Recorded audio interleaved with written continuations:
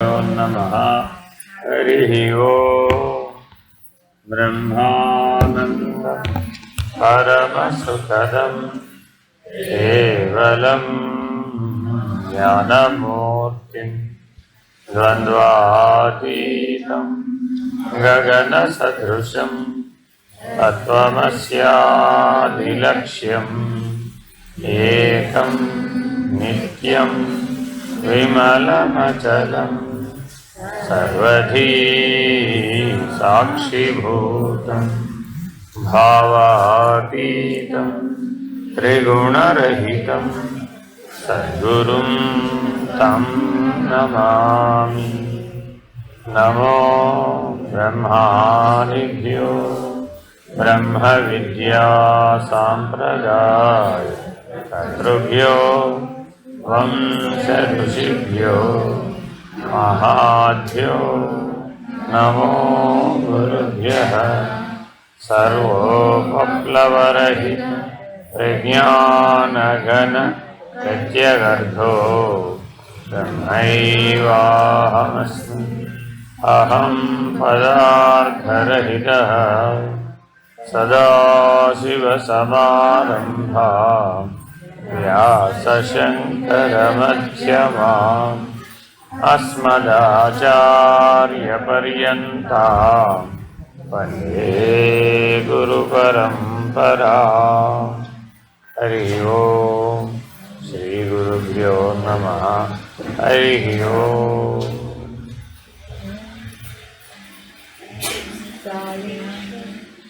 ॐ निर्भयानन्दाय विद्महे अचलपरिपूर्णाय धीमहि तन्नो परात्परः प्रचोदयात्।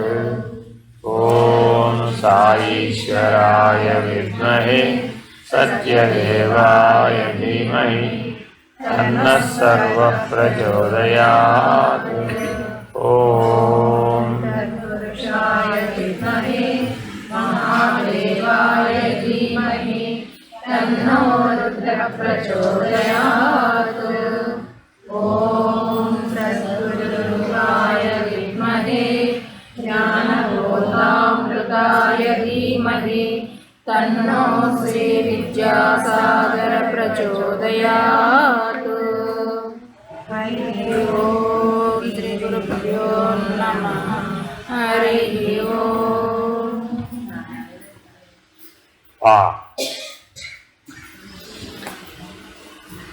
ఐదో పద్యం.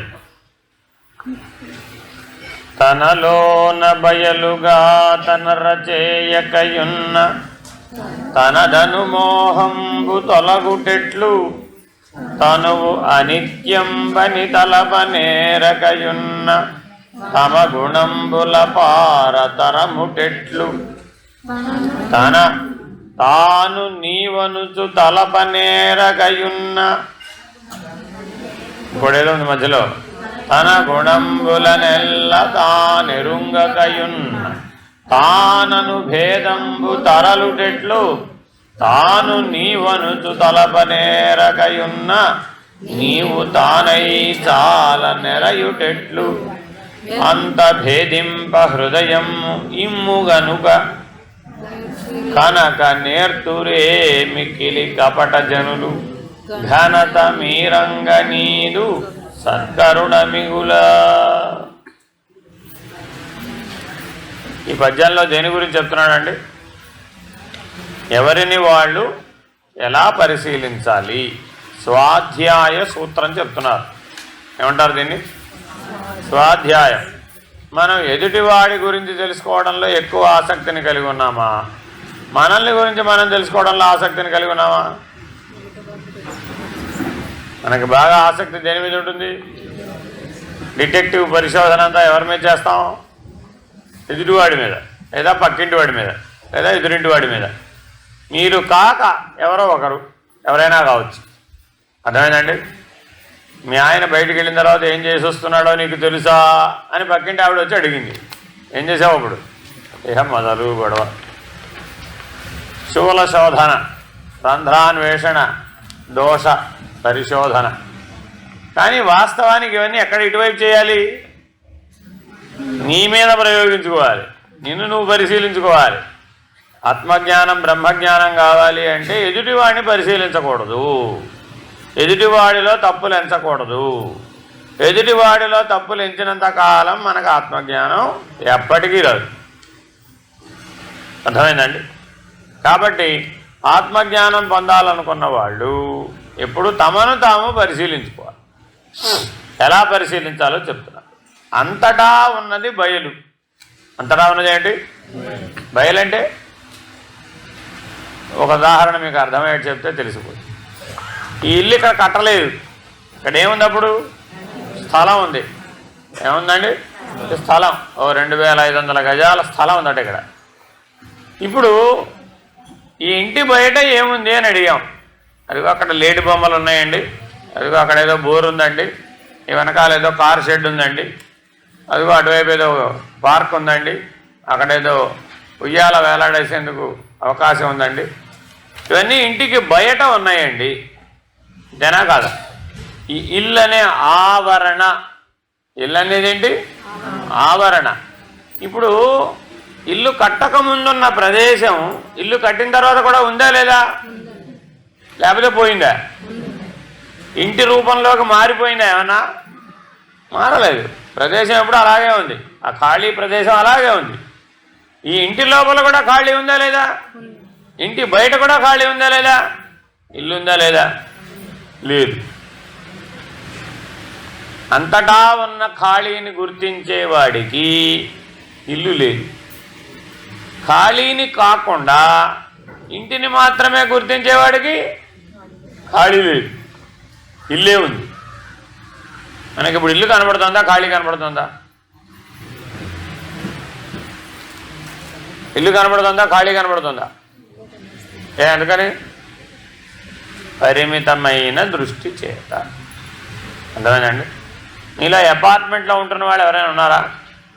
అంతస్తులో అపార్ట్మెంట్లో ఉంటారు కదా, ఏదో 3వ అంతస్తులో 4వ అంతస్తులో 2వ అంతస్తులో ఉంటారా లేదా? సరే, మీ కింద కూడా ఎవరెవరు ఉంటారో ఉంటారా? మీ పైన కూడా ఎవరైనా ఉంటారో ఉంటారా? మీ పక్కన కూడా ఎవరైనా ఉంటారో ఉంటారా? ఇటుపక్క ఉంటారా లేదా? మీ టాప్ ఎవరిది? పైవాడి ఫ్లోరు. అంతేనా కాదా? అపార్ట్మెంట్ ఖరీదు ఎంత? 1 కోటి రూపాయలు అనుకో, కాసేపు ఏదో 30 లక్షలు అనుకో. అంతేనా కాదా? ఆ 30 లక్షలు పెట్టి ఏం కొనుక్కున్నావో చూద్దాం. ఇప్పుడు ఏం కొనుక్కున్నావండి? ఏం కొనుక్కున్నావు? ఈ గోడేమో వాడిది, ఆ గోడేమో వాడిది, ఇదేమో కింద వాడి టాపు, అదేమో పైవాడికి ఫ్లోరు. ఈ మధ్యలో ఉన్న ఖాళీ ఖరీదు ఎంత? 30 లక్షలు, లేదు 3 కోట్లు. అంతేనా కదా? అదే హైదరాబాద్లో 36వ అంతస్తులో కొన్నావు. ఏం కొన్నావు? ఖాళీ. ఇక కట్టాడా వాడేమన్నా? కట్టలేదు. ఎక్కడో భూమిలో గోతులు తవ్వుతున్నాడు. ఎన్ని కడతానన్నాడు? ఏకంగా 50 అంతస్తులు కడతా అన్నాడు. మనం ఏం చేసాం? 36వ అంతస్తులో ఖాళీ కొన్నాం. ఎంత పెట్టి? 3 కోట్లు పెట్టి. అంతే. అందులో ఏదైనా నీదా, నాదేమైనా ఉందానండి? నీదేమీ లేదని చెప్పాడు తెలుగులో. నాయనా, నీకు ఇందులో ఏమీ రాసేవాడు. ఈ ఇటుక నాదేనా? కాదు, పక్కవాడి. ఈ గోడ ఎవడిది? ఆ గోడ ఎవడిది? ఇదేవరిది? ఇదేవరిది? మరి నీదేమిటి? మధ్యలో ఉన్న ఖాళీ. అంతే. మరి ఇప్పుడు ఇల్లు ఉందా? ఖాళీ ఉందా? ఇప్పుడు అక్కడ ఖాళీయే ఉంది. అక్కడ ఇల్లు ఎక్కడ ఉంది? అంతేనా కాదా? కొద్దిగా పెంచుదాం. బ్రహ్మాండం ఉందా లేదా? సృష్టి ఉందా లేదా? ఉన్నట్టు కనబడుతోంది. కానీ సృష్టి ప్లేస్లో అసలు ఏముంది? ఖాళీ. అర్థమైందా? అసలు ఆ ఖాళీయే లేకపోతే సృష్టి ఎక్కడి నుంచి వచ్చింది? ఏదైనా ఒక ఆవరణ రావాలి అంటే దానికంటే ముందే ఉండాలి, ఒక ఖాళీ ఉండాలి. తల్లి గర్భంలో నీకు స్థానం ఎలా వచ్చింది? ఖాళీ ఉండబట్టి. అంతేనా కాదా? ఆ గర్భాశయంలో ఖాళీ లేదనుకోండి, అప్పుడు తల్లి గర్భంలో స్థానం వచ్చే అవకాశం ఉందా? లేదుగా. అర్థమైందా? కాబట్టి ఏదైనా ఒక ఖాళీ ఉంటేనే అందులో ఒకటి పుట్టే అవకాశం వచ్చింది, ఏర్పడే అవకాశం వచ్చింది. మరలా పోయినా కూడా ఏం మిగిలిపోయింది? ఖాళీయే మిగిలింది. అంతేనా కదా? ఆ పిల్లవాడు బయటకు వచ్చేసాడండి, అప్పుడు తల్లి గర్భంలో ఖాళీ అలా ఉందా లేదా? ఉంది. వాడు పుట్టక ముందు ఖాళీ ఉంది, వాడు పెరుగుతున్నప్పుడు ఖాళీ ఉంది, వాడు పుట్టేసిన తర్వాత కూడా ఆ ఖాళీ అలాగే ఉంది. ఈ ఇల్లు కట్టక ముందు ఖాళీయే ఉంది, ఇల్లు కట్టిన తర్వాత కూడా ఖాళీ. ఆ ఖాళీ ఏమీ అవ్వలేదు. ఖాళీని ఏమైనా ముక్కలు చేయగలమా? ఈ ఖాళీ ప్రదేశాన్ని ఒక 10 ముక్కలు చేద్దాం అనుకున్నామండి, చేయగలుగుతామా? చేయలేగా. ఖాళీ ఎప్పుడూ ఖాళీయే, అంతేనా కాదా? నువ్వెన్ని గోడలు కట్టినా ఆ గోడల మధ్యలో ఉన్న ఖాళీని ఏమన్నా చేయగలవా? ఏం చేయలేదు. అలాగే నవగ్రహాలు ఏర్పడ్డాయా ఏర్పడలేదా? బ్రహ్మాండంలో ఏర్పడ్డాయిగా. మరి ఆ నవగ్రహాలు ఏర్పడకముందు ఖాళీ ఉందా లేదా? ఉంటేనే అవి ఏర్పడ్డాయి, అంతేనా కాదా? కాబట్టి ఆ ఖాళీ పేరేమిటి?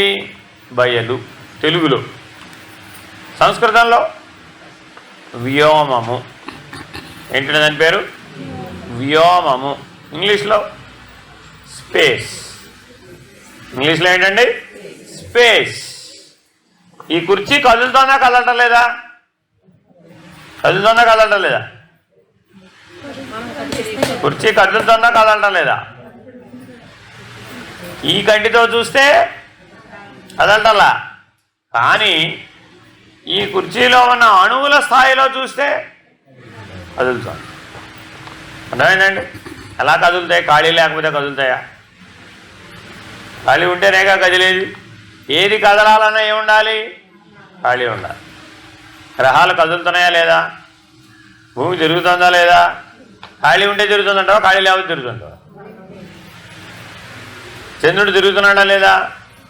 సౌర కుటుంబాన్ని వేసుకుని సూర్యుడంతా విశ్వంలో తిరుగుతున్నాడా లేదా? తిరుగుతున్నాడుగా. అక్కడ కూడా ఖాళీ ఉందా లేదా? కాబట్టి ఇప్పుడు విశ్వం అంతా ఏమిటయ్యా? ఒక పెద్ద ఖాళీ. ఫుట్బాల్ గ్రౌండ్లో ఫుట్బాల్ ఆడేవాళ్ళు ఆడుతున్నారండి. ఖాళీగా ఉండాలంటారా? నిండిపోయి ఉండాలంటారా? ఖాళీగా ఉంటేనేగా ఏ ఆటైనా ఆడేది. మన జీవితం అనే ఆట మనం ఆడుతున్నాం. జీవితం అనే ఖాళీలు. జీవితం అనే ఆటను ఎక్కడ ఆడుతున్నాం? ఖాళీ. జనన మరణాల మధ్యలో ఉన్న ఖాళీలో ఆడుతున్నాం. జన కదా అది ఖాళీయా? ఖాళీయా? ఖాళీ అంటే అమ్మవారు, అవునా కదా? ఖాళీ అంటే ఖాళీ ప్రదేశం, అంతేనా కదా? కాలము ఉందా లేదా? ఉందా? అది కూడా ఖాళీలో భాగమే. Time is nothing but part and parcel of space. ఒక టైంలో సోలార్ నెట్వర్క్ పుట్టింది, సౌర కుటుంబం పుట్టింది. ఒక టైం వరకు ఉంటుంది, ఆ తర్వాత కొలాప్స్, అంతే కదా? ఓ బుర్జ్ దుబాయ్ ఒకప్పుడు ఉందా? లేదు. ఇప్పుడు ఉందా లేదా? కట్టాడు 150 అంతస్తులు. ఖాళీ ప్రదేశం ఉంటే కట్టాడా? ఖాళీ ప్రదేశం లేకపోతే కట్టాడా? ఉంటేనేగా కట్టేది. 150 అంతస్తులు ఏముంది? అక్కడ కూడా ఉంది ఖాళీయే. 4 గోడల మధ్యలో ఏముందండి? ఖాళీయే. 96 కోట్ల కణాలు ఉన్నాయి మన శరీరంలో. ఎన్ని కణాలు ఉన్నాయి? 96 కోట్ల కణాలు. ఈ శరీరంలో 96 కోట్ల కణాలు పైకి కిందకి స్వేచ్ఛగా కదులుతున్నాయి. కదులుతున్నాయి అంటే ఖాళీ ఉండాలా అక్కర్లేదా? ఉంటేనేగా కదిలేదు. అవి మనలో రక్తం పరిగెడుతుందా పరిగెట్టట్లేదా? ఎలా పరిగెడుతుంది? ఖాళీ ఉండబట్టి. గాలి తీసుకుని విడిచిపెడుతున్నామా లేదా? ఎలా తీసుకుని విడిచిపెడుతున్నాం? ఖాళీ ఉండబట్టి. పొట్టలో ఖాళీ ఉంటేనే ఏమైనా వేసేది, అంతేనా కాదా? కడుపు ఖాళీగా ఉంటే ఏమనిపించింది? ఆకలి ఆకలి ఆకలి, అంతేనా కాదా? అదే ఏమైనా వేసాం దాంట్లో, అప్పుడేమైపోయింది? ఆ పొట్ట ఫుల్ అయిపోయిందండి బాబు అన్నాడు. మరి ఇప్పుడు ఖాళీ ఉందా లేదా? అప్పుడు కూడా ఉంది ఖాళీ. దీనికి ఒక గొప్ప సూత్రం ఉందండి. ఒక మట్టి కొండని నీళ్లతో నింపాం. మట్టి కొండని నీళ్లతో నింపాం. ఆ కొండ పేరేమిటి? నీళ్ల కొండ. అదే కొండని పాలతో నింపాం, నేతితో నింపాం, కళ్ళుతో నింపాం, అంతేనా కాదా? దేనితో నింపిన కొండ లక్షణం మారిందా? పోనీ మారలా. కుండలో ఉన్న ఖాళీ లేకుండా పోయిందా? ఖాళీ అలాగే ఉంది. కుండలో ఉన్న ఖాళీ ఏం తొలగించబడలే, అవునా కదా? నింపడం ద్వారా కుండలో ఉన్న ఖాళీకి నీళ్లు, పాలు, నెయ్యి, కళ్ళు అంటుకున్నాయి. ఖాళీని ఏమైనా అంటుకుంటుందా? అంటుకోదా? కుండను అంటుకోవచ్చేమో కానీ కుండ లోపలున్న ఖాళీని నెయ్యి కానీ, పాలు కానీ, నీళ్లు కానీ, కళ్ళు కానీ అంటుకునే అవకాశం లేదు. కాబట్టి ఖాళీ దేనిని అంటకుండా ఉంది? అవునా కదా? దేనిలో మునగకుండా ఉంది, దేనితోనూ పరిగెట్టకుండా ఉంది. ఖాళీ దేనితోనో పరిగెడుతుందా? అక్కడికి పరిగెడు. అంతటా ఉన్నదా లేదా? ఇప్పుడు ములుగురుత్స సందు లేకుండా ఉన్నది ఆ ఖాళీ. ఆ స్పేస్ ఎలా ఉంది? ములుగుత్స సందు లేకుండా ఉంది. ఓ పిన్ పాయింట్ పెట్టి ఇక్కడ ఖాళీ ఉందా లేదా అన్నాం, ఉంది. అంతేనా కదా? మన కపాలంలో బ్రెయిన్ ఉందా లేదా? ఎవరు పెట్టారండి? ఖాళీ ఉంటేనేగా. ఇందులో బ్రెయిన్ పెట్టాలి అంటే కపాలంలో ఏముండాలి? ఖాళీ ఉండాలి. అప్పుడే అందులో ఏమైనా పెట్టడానికి వీలైంది. అంతేనా కదా? మీ బీరువాలో నగలు పెట్టారా లేదా? బీరువాలో నగలు పెట్టారా లేదా? ఎవరు గట్టిగా చెప్పడం లేదు. ఏమంటే దొంగవాడు వింటే ప్రమాదం అంటూ. అంతేనా కాదా? ఆలోచనలు రావాలంటే ఖాళీ ఉండాలి. ఆలోచనలు వస్తున్నాయా రావట్లేదా? ఎక్కడ వస్తున్నాయి? ఖాళీలో. కాబట్టి మనసు అంటే ఏమిటి? ఖాళీ. మనసు ఉందంటారా లేదా? మనసు ఉందా లేదా? ఖాళీలో ఉందండి. ఖాళీలో ఏమి లేదు కదా. మరి ఇప్పుడు మనసు ఉందా లేదా? లేదు. ఉన్నది ఖాళీయే అక్కడ. కానీ దానికో పేరు పెట్టావు. మనసు అన్నావు, బుద్ధి అన్నావు, చిత్తం అన్నావు, అహంకారం అన్నావు, బంధం అన్నావు, అజ్ఞానం అన్నావు, మోహం అన్నావు, ఏమిటేమిటో పేర్లు పెట్టావు. కానీ అసలు వాస్తవానికి ఉన్నదేమిటి? బ్రహ్మాండం అన్నావు, పిండాండం అన్నావు, 5,5,20 తత్వాలు అన్నావు, 5,5,25 ఇంద్రియాలు అన్నావు, ఏమిటేమిటో చెప్పావు. కానీ దాని వాస్తవిక స్వరూపం ఏమిటి? అంతే. ఎప్పుడైనా మీరు శ్మశానానికి వెళ్ళారా? వెళ్ళలేదా? శ్మశానంలో ఏముంటుంది? ఖాళీ. అక్కడ ఏముండదండి. ఏమైనా ఉంటే శ్మశానం ఎందుకు అవుతుంది? అంతేనా కాదా? మరి చిట్ట చివరికి ఎందులోకి వెళ్ళిపోతున్నాం మనం? అయ్యో రామా, ఎక్కడ పుట్టాం? తల్లి గర్భంలో ఉన్న ఖాళీలో పుట్టాం. ఎక్కడికి పోతున్నాం? నేల తల్లిలో ఉన్న ఖాళీలోకి పోతున్నాం. ఈ తల్లికి పుట్టాం, ఆ తల్లికి చేరుతున్నాం. అంతేనా కాదా? మరి ఎప్పుడు ఉన్నదేది? నువ్వు పుట్టక ముందు ఖాళీయే ఉంది, పుట్టిన తర్వాత పెరిగినప్పుడు కూడా ఆ ఖాళీయే ఉంది, వెళ్ళిపోయిన తర్వాత కూడా ఖాళీ. కాబట్టి స్పేస్ ఈజ్ ఎటర్నల్. దానికి చావు పుట్టుకలు లేదు. లేదండి నిన్న పుట్టింది ఇవాళ పోయింది అనడానికి వీలుంది ఆ ఖాళీ. కృతయుగంలో పుట్టింది కలియుగంలో పోయింది అని చెప్పడానికి ఉందా? అర్థమైందండి? రాముడు పుట్టక ముందు ఖాళీ ఉందండి, రాముడు పుట్టిన తర్వాత ఖాళీ లేదు. ఒప్పుకుంటారా? ఎప్పుడూ ఉందండి బాబు. రామకృష్ణాది అవతారములు వచ్చి వెళ్ళిపోయినప్పుడు కూడా ఆ ఖాళీ అలాగే ఉంది. బ్రహ్మగారు పుట్టిపోయారండి ఒక కాలంలో, ఖాళీ ఉందా లేదా? అసలు ఒకడు పుట్టాలంటే ఖాళీ ఉండాలి. అది విశ్వమైన, బ్రహ్మాండమైన, ఆఖరికి పిండాండమైన. ఆ ఖాళీకి సంస్కృతంలో ఏమని పేరు? వ్యోమము. వేదాంతంలో దానికి పరబాహ్యము. ఏమని పేరండి దానికి? పరబాహ్యము. గాలి బాగా వీస్తుందా లేదా? బయట, ఇంటి బయట వీస్తుందా? గాలి ఒక దగ్గర నుంచి దగ్గరికి వీచాలంటే ఖాళీ ఉండాలి అక్కడ. ఋతుపవనాలు, వర్షాలు వస్తున్నాయి లేదా? దేనివల్ల వస్తున్నాయి? ఋతుపవనాల వల్ల వస్తున్నాయి. ఎట్లా వచ్చినాయి? ఓ దగ్గర నుంచి దగ్గరికి గాలి వీచడం వల్ల వచ్చినాయి. మరి ఖాళీ ఉండాలా అక్కడ? భూమి చుట్టూతా గాలి వాతావరణం ఉందా లేదా? ఉండాలంటే ఉండాలి. ఏదైనా ఒకటి ఉండాలి అంటే అక్కడ ఏముండాలి ముందు అసలు? అంతే. ఎప్పుడూ ఉన్నది ఖాళీ, అప్పుడప్పుడు మాత్రమే ఉన్నది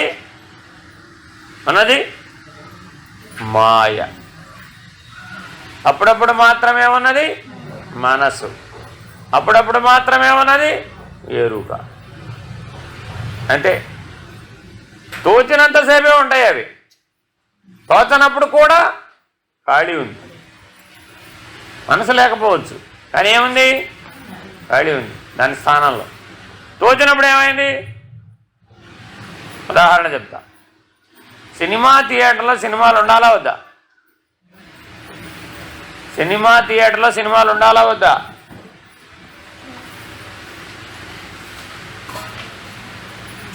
ఉండాలా వద్దా? సినిమా థియేటర్లో సినిమాలు ఉంటాయి, ఎక్కడన్నా ఖాళీ ఉంటుంది. అవునా కాదా? ఏముంటుందండి అక్కడ? ఏమీ లేదు, ఖాళీ స్క్రీన్ ఉంటుంది అంతే. ఆ ఖాళీలో మనం సినిమాలు చూస్తున్నాం, అంతేనా కాదా? మన జీవితం అనే సినిమా ఏ ఖాళీలో చూస్తాం?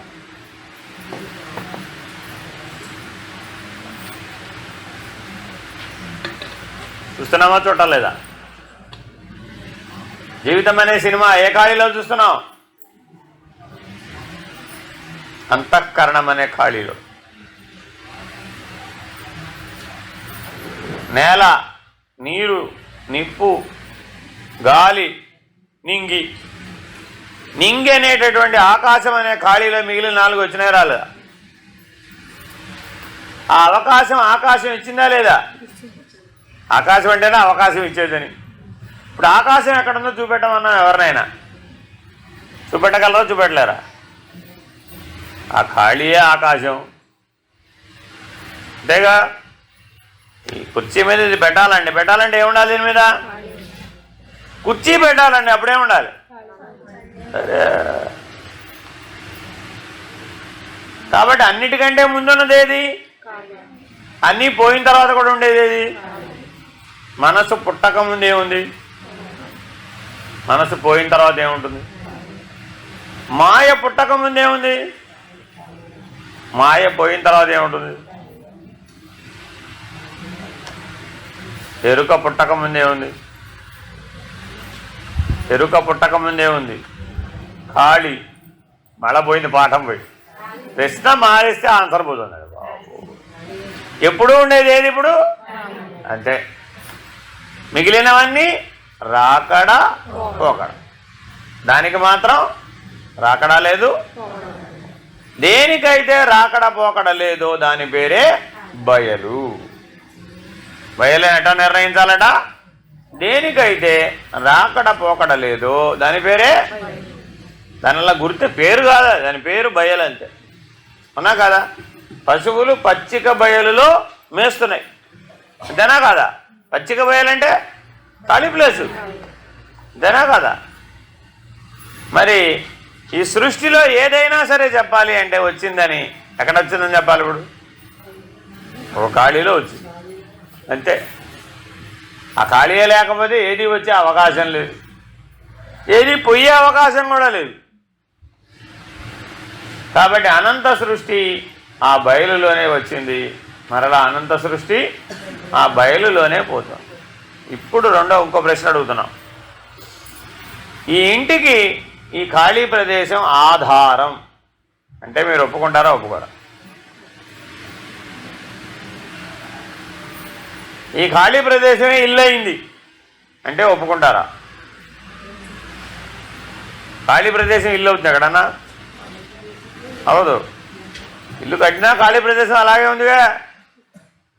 కాబట్టి ఖాళీ ప్రదేశం మార్పు చెందింది, రూపాంతరం చెందిందని చెప్పవచ్చా?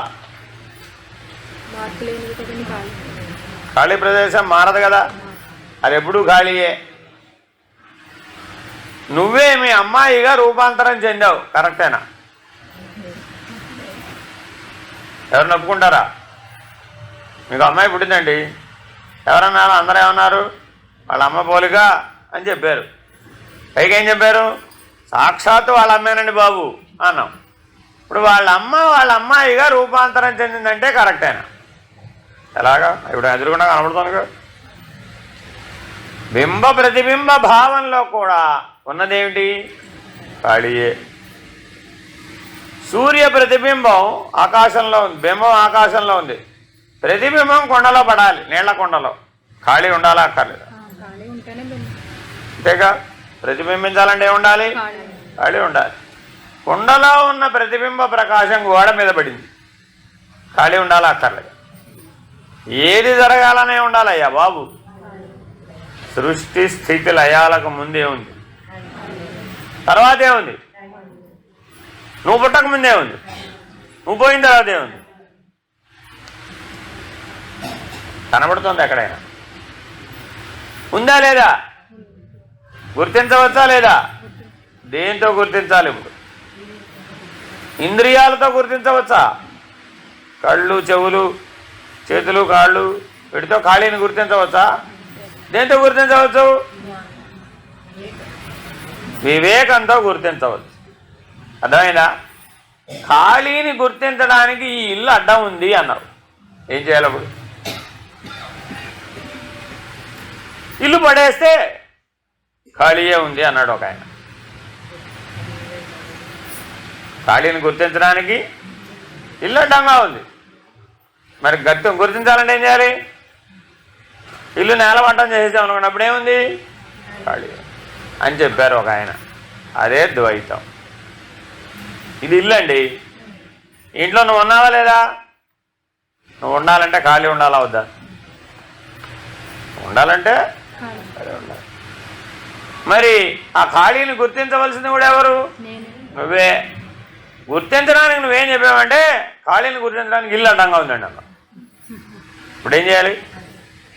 ఆ ఇల్లు పడేయి. అదే మరణం. మరణానంతర ముక్తి.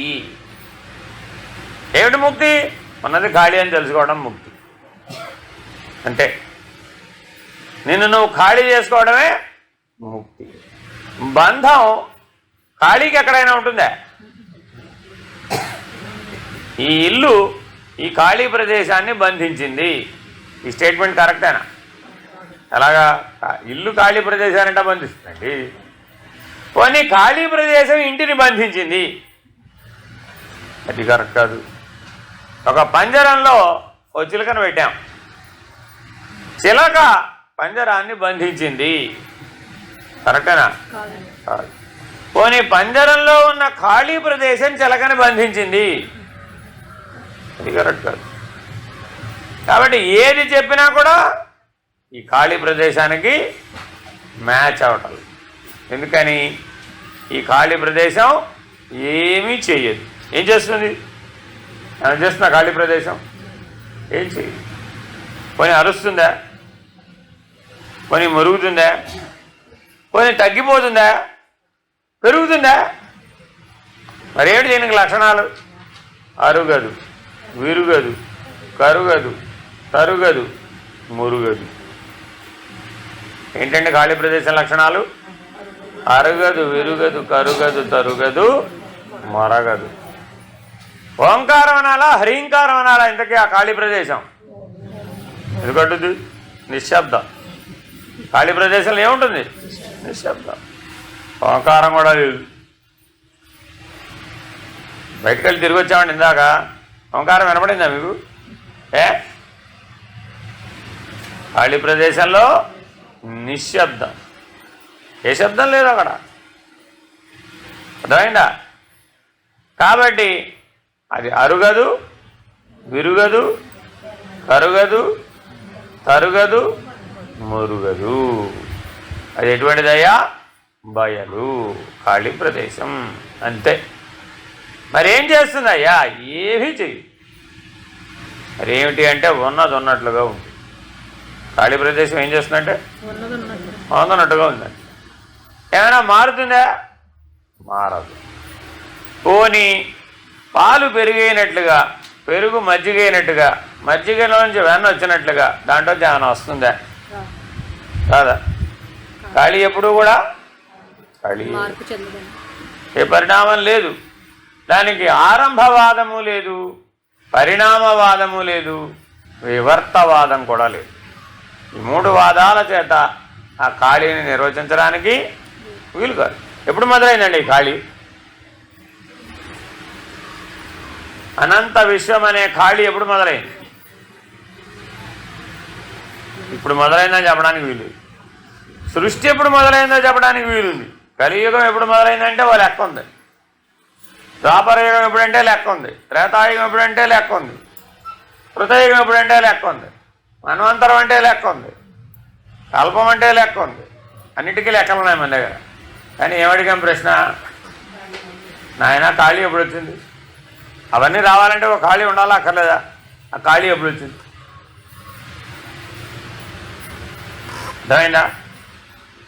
కాబట్టి పరబాహ్యము ఎరుగదు, అరుగదు, కరుగదు, అరుగదు, విరుగదు, మరగదు. ఖాళీ ప్రదేశం దేన్ని ఎరగదు. ఇప్పుడు మనందరం ఇక్కడికి వచ్చామా లేదా? రేపు వచ్చి ఈ ఖాళీ ప్రదేశాన్ని నిన్న ఎవరెవరు వచ్చారో కొద్దిగా సాక్ష్యం చెప్పమన్నాం. చెప్తుందా? అదేమిటి మనందరినీ గుర్తుపట్టాలి కదా. అది ఇంతమంది వస్తే ఈ ఖాళీ ప్రదేశం గుర్తుపట్టాలా వద్దా? గుర్తుంచుకోవాలా అక్కర్లేదా? ఏ గుర్తు లేదు దాన్ని. ఖాళీ ప్రదేశానికి ఏమైనా గుర్తుందా? ఇంత బ్రహ్మాండంగా సూర్యుడు నవగ్రహాలు ఖాళీ ప్రదేశంలో తిరుగుతున్నాయి కదా. ఆ నవగ్రహాలని ఆ ఖాళీ ప్రదేశం అన్న గుర్తించిందా? మనం మాత్రం ఏం చేస్తున్నాం? శని 3వ ఇంట్లో ఉన్నాడు, రాహు 6వ ఇంట్లో ఉన్నాడు, కుజుడు 7వ ఇంట్లో ఉన్నాడు అని గ్రహాలన్నిటికీ లెక్కలు చెప్పి, జాతకం చెప్పి, జ్యోతిష్యం చెప్పి నువ్వు రేపొద్దున గ్యారంటీగా జారి పడతావు, ఎల్లుండి పొద్దున గ్యారంటీగా లేస్తావు, ఇలా ఏదో చెప్తాం. ఇవన్నీ చెప్పాలంటే ఎక్కడ చెప్పాలి? నిజానికి ఆ ఖాళీ ఏమైనా చేసిందా? సృష్టి చేయలేదు, పోషించలేదు, లయం కూడా దాని పని కాదు. దానికి ఏ పని లేదు. దానికి కర్త ఉన్నాడా లేదా? ఈ ఖాళీని తయారు చేసిన వాడేవాడు, సృష్టిని తయారు చేసిన వాడేవాడంటే చెప్పగలరు. నీ కుటుంబాన్ని తయారు చేసిన వాడేవాడంటే చెప్పగలం. ఈ ఇంటిని కట్టిన వాడేవాడంటే చెప్పగలం. ఖాళీ ప్రదేశాన్ని తయారు చేసిన వాడు కర్త లేదు. ఖాళీ ప్రదేశం ఉందా లేదా? ఉంది, కానీ కర్త లేదు. అర్థమైందా? పరమాత్మ నీ గర్భాశయంలో ఖాళీని కనుక పెట్టకపోతే నువ్వు తల్లివి కాగలవా? కానీ ఎవరికి వాళ్ళు ఏమనుకున్నారు? నేనే పిల్లల్ని కన్నాను, నేనే తల్లినయ్యాను, నేనే ఆ పిల్లల్ని పెంచాను. కరెక్టేనంటాను. భ్రాంతేనా కాదు? మీరు పిల్లల్ని కంటమే భ్రాంతి అయితే మీ కుటుంబం ఉందని చెప్పడం కూడా భ్రాంతేనా కాదు? ఇక ఒక భ్రాంతిలోంచి ఇంకో భ్రాంతి పుట్టు. చిన్న మాయలోంచి పెద్ద మాయ, పెద్ద మాయలోంచి పెద్ద భ్రాంతిలోంచి చిన్న భ్రాంతి, చిన్న భ్రాంతిలోంచి పెద్ద భ్రాంతి. కాబట్టి చాలా జాగ్రత్తగా గమనిస్తే సృష్టికి ముందు కూడా ఉన్నది ఈ ఖాళీయే, ఈ పరబాహ్యమే. అనంత విశ్వానికంటే ముందున్నది కూడా ఈ పరబాహ్యం. ఇంతకీ మనకి ఖాళీ ప్రదేశం మీద కోపం రావాలా వద్దా? ఖాళీ ప్రదేశం మీద కోపం వస్తే ఏమిటి ప్రయోజనం? ఏమిటి ప్రయోజనం? మీ చుట్టుపక్కల ఉన్న ఖాళీ ప్రదేశం మీద మీకు కోపం వచ్చిందండి, ఏమిటి ప్రయోజనం? మీరు ఇంటికి వెళ్ళి చెప్పారు, ఏమా పొద్దున్న నుంచి ఏం చేశారంటే ఎక్కడెక్కడో కూర్చోబెట్టారండి మమ్మల్ని, ఆ ఖాళీ ప్రదేశం మీద నాకు విపరీతమైన కోపం వచ్చిందండి బాబు. ఏమన్నారు అప్పుడు వాడు? ఏదో అయింది, ఇప్పుడు గాలి ధూళి సోకింది అనుకోండి, అంతేనా కాదా? కాబట్టి ఖాళీ ప్రదేశం మీద ఎవరికి ఏ కంప్లైంట్ లేదు. ఉందా? ఫిర్యాదు లేదు. ఒకవేళ ఫిర్యాదు అన్నా ప్రయోజనం లేదు. నాకు ఆకాశం మీద చాలా కోపం వచ్చిందండి, ఏం చేద్దాం? అయితే ఆకాశం మీద కోపం వస్తే ఏం చేస్తావు? ఏం చేయడానికి వీలు. కాబట్టి చాలా జాగ్రత్తగా మనం ఆలోచించడం నేర్చుకోవాలి. మనం అంతటా ఉన్నది ఎందులో ఉన్నాం? ఓ పెద్ద మహాశూన్యంలో ఉన్నాం. ఖాళీ పేరు ఏమిటండి? మహాశూన్యం. పెద్దదని చెప్పడానికి మహా పెట్టాను. అర్థమైందా? మీరు ఎక్కడండి అంటే ఏం చెప్పారు? ఏదో అడ్రస్ చెప్పారు, 1-4/8-13B డాష్ ఫలానా స్ట్రీట్ డాష్ ఫలానా ఊరు డాష్ ఫలానా సో అండ్ సో. అంతేనా? అక్కడికి వెళ్ళి చూసాం. అక్కడ ఏముంది?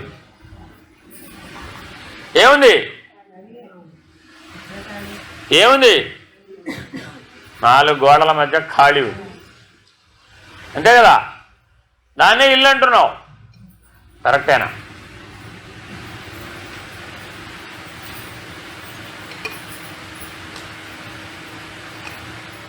మీ ఇంట్లో ఎన్ని రకాల వస్తువులు ఉన్నాయి? 1116 అనుకో కాసేపు. అన్ని వస్తువులు ఎలా పెట్టగలిగామమ్మా మీ ఇంట్లో? అరే ఇంకా ఖాళీ ఉందండి బాబు. అన్ని వస్తువులు పెట్టినా కూడా కాబట్టి ఎన్ని జరిగినా ఖాళీ ఏమన్నా ఉందా? పోయిందా? ఎప్పుడూ ఉంది. దానికి రాకడా పోకడా. కాబట్టి దృష్టి ఎప్పుడు దేని మీద పెట్టాలంట? ఏ మార్పు లేనట్టు. ఇందా పొద్దున్న చెప్పినట్టు మారేది మారనిది రెండు ఒక చోటే ఉన్నాయి. దృష్టి దేని మీద పెట్టాలి? మారనిది ఏది? ఇప్పుడు బయలు, ఖాళీ, పరబాహ్యం. అది ఎప్పుడు మారదు. దాన్ని గమనించావు. ఇప్పుడు నీ ఎదురుకుండా ఒక మనిషి ఉన్నాడా లేడా? ఉన్నాడా? ఖాళీ ఉందా? మనిషి ఉన్నాడా? ఖాళీ ఉందా? ఖాళీ ఉంటేనే కదండి మనిషి ఉండదు. ఇంతకే మీ ఆయన ఉన్నాడా? మీ ఆయన ప్లేస్లో ఖాళీ ఉందా? మీ ఆయన ఉన్నాడా? మీ ఆయన ప్లేస్లో ఖాళీ ఉందా? వాస్తవానికి ఖాళీయే ఉంది. ప్రతిబింబవత్తుగా మీ ఆయన ఉన్నాడు. నువ్వు ఉన్నావా లేవా?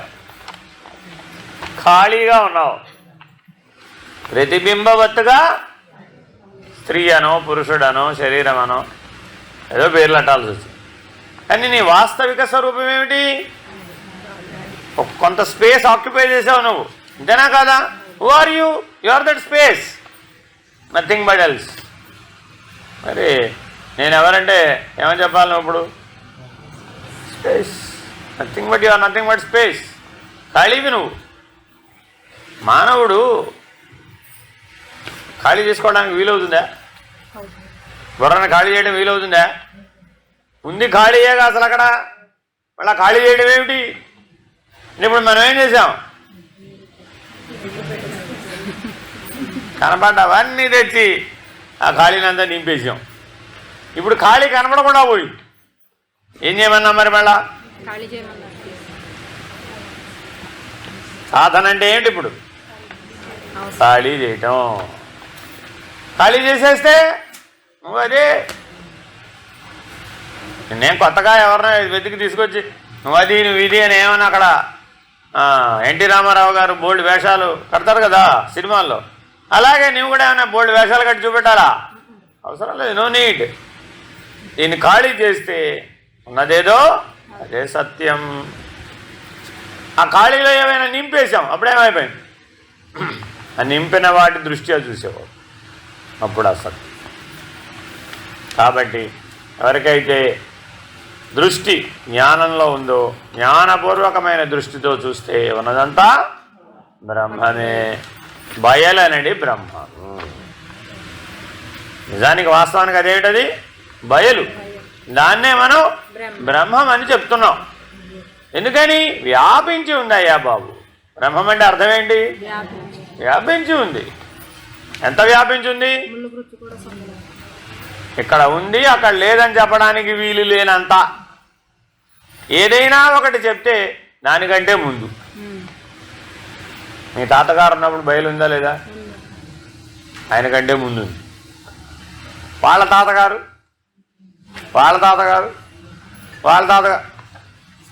అన్నిటికంటే ముందు అన్నావా లేదా? గడగక్కర్లా. సృష్టి కంటే ముందు ఏముంది? అదే చెప్తున్నాడు. తనలోన బయలుగా తన రచేయకయున్న తనదను మోహంబు తొలగుటెట్లు. మనకి మోహం ఉందా లేదా? ఉంది. ఎందుకని? బీరువా తెరవంగానే నేను పెట్టిన నగలన్నీ క్షేమంగా ఉన్నాయా లేదా? రోజుకోసారి చూసుకోవాలా వద్దా? రోజు బీరువా తెరిచి నువ్వు పెట్టిన నగలన్నీ ఉన్నాయో లేదో, క్షేమంగా ఉన్నాయో లేదో చూసుకుంటున్నావమ్మా. ఏమన్నారు చూసేవాళ్ళు? నువ్వు తీయకపోతే అవన్నీ అక్కడే ఉంటాయి కదా, నేను తీయను ఎట్లాగూ, నువ్వు తీయలేదు, అప్పుడు అవన్నీ అక్కడే ఉంటాయి కదా, ఉన్నాయో లేదో మళ్ళీ మాటికి చూసుకోవడం ఎందుకు? ఏమో ఉన్నాయో లేదో ఒకసారి చెక్ చేసుకుంటే నాకు మనసు స్థిరంగా ఉంటుంది అన్నావు. దేని వలన? కాబట్టి ఉన్నది ఖాళీ అనే సత్యం తెలియకపోవడం వలన మనకు అన్ని రకాల భ్రాంతులు ఏర్పడిపోతున్నాయి. నేననేటటువంటి తాను తనది మమకారం ఏదైతే ఉందో వస్తువుల మీద భ్రాంతి ఏదైతే ఉందో ఆ మోహం తొలగిపోవాలి అంటే ఏం గుర్తించాలి?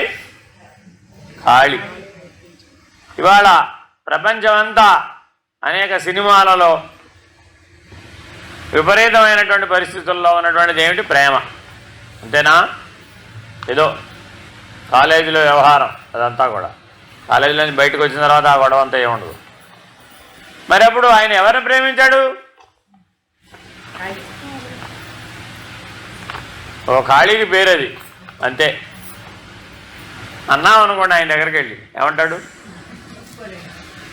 పైగా మీ మనవడే ఎవరినో ప్రేమించాడండి, ఇంటికి వచ్చి చెప్పాడు. ఏమన్నావు? ఈ బయలు పాఠం తీసుకెళ్ళి వాడికి చెప్పావు. ఏమన్నాడు వాడు? మా అమ్మమ్మకి ఏదో అయిపోయిందిరా బాబు అలా. కాబట్టి ఇప్పుడు ఎవరికి పడితే వాళ్ళ దగ్గరికి వెళ్ళి చెప్పొచ్చా? పనికిరాదు. ఎవరికైతే మోక్షం మీద దృష్టి ఉందో, ఎవరికైతే బ్రహ్మజ్ఞానం మీద దృష్టి ఉందో వాడికి పనికి వస్తుంది. అంతేగాని కనపడ్డ ప్రతివాడికి నువ్వు లేవు, నీ ప్లేస్లో ఉన్నది బయలే అన్నావు అనుకోండి. కాబట్టి తనను తాను తెలుసుకోవాలి, తనను తాను పోగొట్టుకోవాలి. లేనివాడని తెలుసుకోవాలి, పోగొట్టుకుంటున్నాడు దాన్ని లేనివాడని తెలుసుకోవాలి. ఎప్పుడూ ఉన్నది బయలే, నువ్వు లేనివాడవే. ఈ సత్యం తెలిస్తే నిన్ను బంధించడానికి ఏదైనా ఎక్కడి నుంచైనా వస్తుందా? మనం ఇప్పుడున్న బంధాలన్నీ ఉన్నాయని అంటున్నాం కదా, ఆ బంధాలన్నీ కూడా నువ్వు ఉంటేనేగా. నీవే లేనివాడవని నిర్ణయం అయిన నాడు ఏ బంధము లేదు. అసలు నువ్వు ఉన్నావని చెప్పడానికి ఆధారం ఏముందని అడుగుతాం. అసలు నువ్వు ఉన్నానంటున్నావు కదా, నువ్వు ఉన్నావని చెప్పడానికి ఆధారం ఏది? అసలు లేదు. ఎందుకని? నీ లోపల కూడా ఉన్నది ఖాళీయే, నీ బయట ఉన్నది కూడా ఖాళీయే. అంతటా ఖాళీయే ఉంటే నువ్వు ఎక్కడున్నావయ్యా? లేనని ఒప్పుకున్న వాడికి ఏ బంధము లేదు. తనువు అనిత్యంబని తలప నేరకయున్న తమ గుణంబులు పారతరుముటెట్లు. ఈ శరీరం శాశ్వతము అనేటటువంటి భ్రాంతి ఉన్నప్పుడు నువ్వు గుణాలను అధిగమించలేవు. కాబట్టి గుణాలను అధిగమించాలంటే ఏం చేయాలి? శరీరం అశాశ్వతం, అనిత్యం అనే దృష్టితో చూడాలి. ఈ సృష్టి అశాశ్వతం, అనిత్యం అని చూస్తే బయలును దర్శించవచ్చు. తన గుణంబులనెల్ల తానెరుంగకయున్న తానను భేదంబు తరలుటెట్లు. నువ్వు నేను అనే భేదభావంతో మనం జీవిస్తున్నామా లేదా? మీ ఇంట్లో ఖాళీ వేరే, మా ఇంట్లో ఖాళీ వేరే. అదేమిటయ్యా? ఎక్కడన్నా మీ ఇంట్లో ఖాళీ వేరే, మా ఇంట్లో ఖాళీ వేరే ఉంటుందా? అక్కడ అన్ని చోట్ల ఉన్న ఖాళీ ఒకటేగా. నేను ఒప్పుకోనండి, మా ఇంట్లో ఉన్న ఖాళీ వేరే, మీ ఇంట్లో ఉన్న ఖాళీ వేరే. అప్పుడు అది భ్రాంతి అవునా కాదా? కాబట్టి అదే చెప్తున్నాడు. తాను నీవనుచు తలప నేరకయున్న నీవు తానై చాలా నెరయుటెట్లు. అంతటా ఉన్నది ఒకటే అని ఎట్లా ఒప్పుకోగలుగుతావు? ఆ భ్రాంతి విడిస్తే తప్ప. అంత భేదింప హృదయము నిమ్ముగనుక కనక నేర్తురే మిక్కిలి కపట జనులు. కపట జనులు అంటే ఎవరయ్యా? నీకెందుకు రాని, నీకు కావాల్సిన కోరికలను నేను తీర్పిచ్చేస్తాను. ఏం కావాలి నీకు? నా కోసం కొత్తగా స్వర్గం నిర్మించండి అడిగాడు ఒక ఆయన. ఎవరు? త్రిశంకు. ఒక ఆయన ఏం చేశాడు? ఓకే అలాగే గ్రాంటెడ్ చేసేస్తాపో. మరి అది కూడా ఖాళీలోనే కాదా? ఆ స్వర్గం ఎక్కడుంది? ఆ నరకం ఎక్కడుంది? మరి తాత్కాలికమేనా కాదా స్వర్గ నరకాలు కూడా?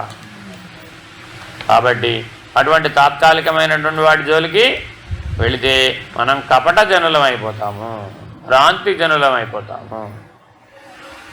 ఆకటి కేడ్చడి అధముడైన జనుండు మాయను ద్రోచుట మహిని ఎట్లు పుణ్యంబునకు కాసు పొసగనీయని వాడు కనకంబుపై కాంక్ష కాల్చుటెట్లు తన మనంబెవ్వడు ధరణి లేడను వాడు కులమత్సరంబును కూల్చుటెట్లు చెలువైన భోగంబు చెడు ఎరుగని వాడు మోహపాశంబుల మోదుడెట్లు పరగ మాటల కర్మంబు పలుకువాడు అరసి కర్మేంద్రియంబుల అణజుడెట్లు అట్టి జనులకు నీ కృప గట్టి యగునే చిక్కళాధామ శ్రీ గురు సిద్ధరామ.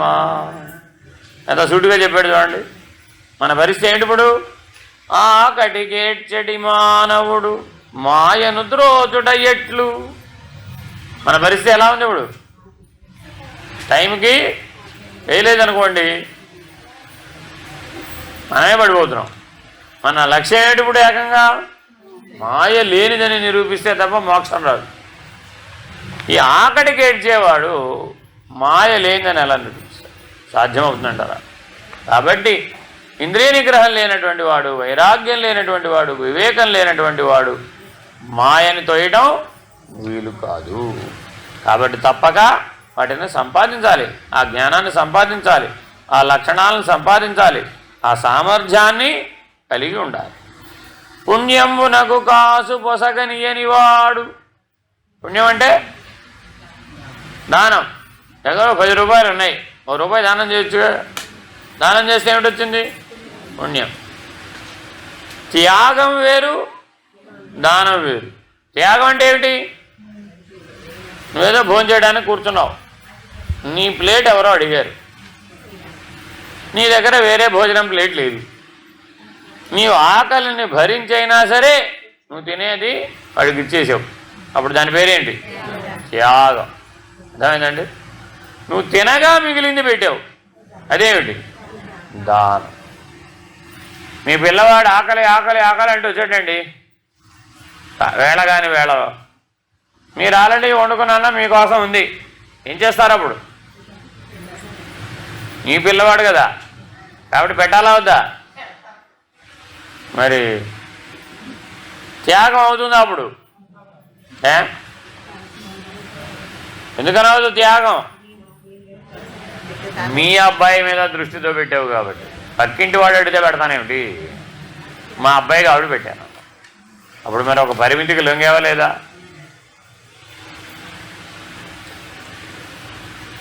ఏ పరిమితులు లేనిది బయలు. కాబట్టి ఏ బంధము లేనిది బయలు. దానికి ఏ పరిమితులు లేవు, ఏ ఆవరణ లేదు, ఏ విక్షేపం లేదు, ఏ మలము లేదు, ఉన్నదన్నట్లుగా ఉన్నది.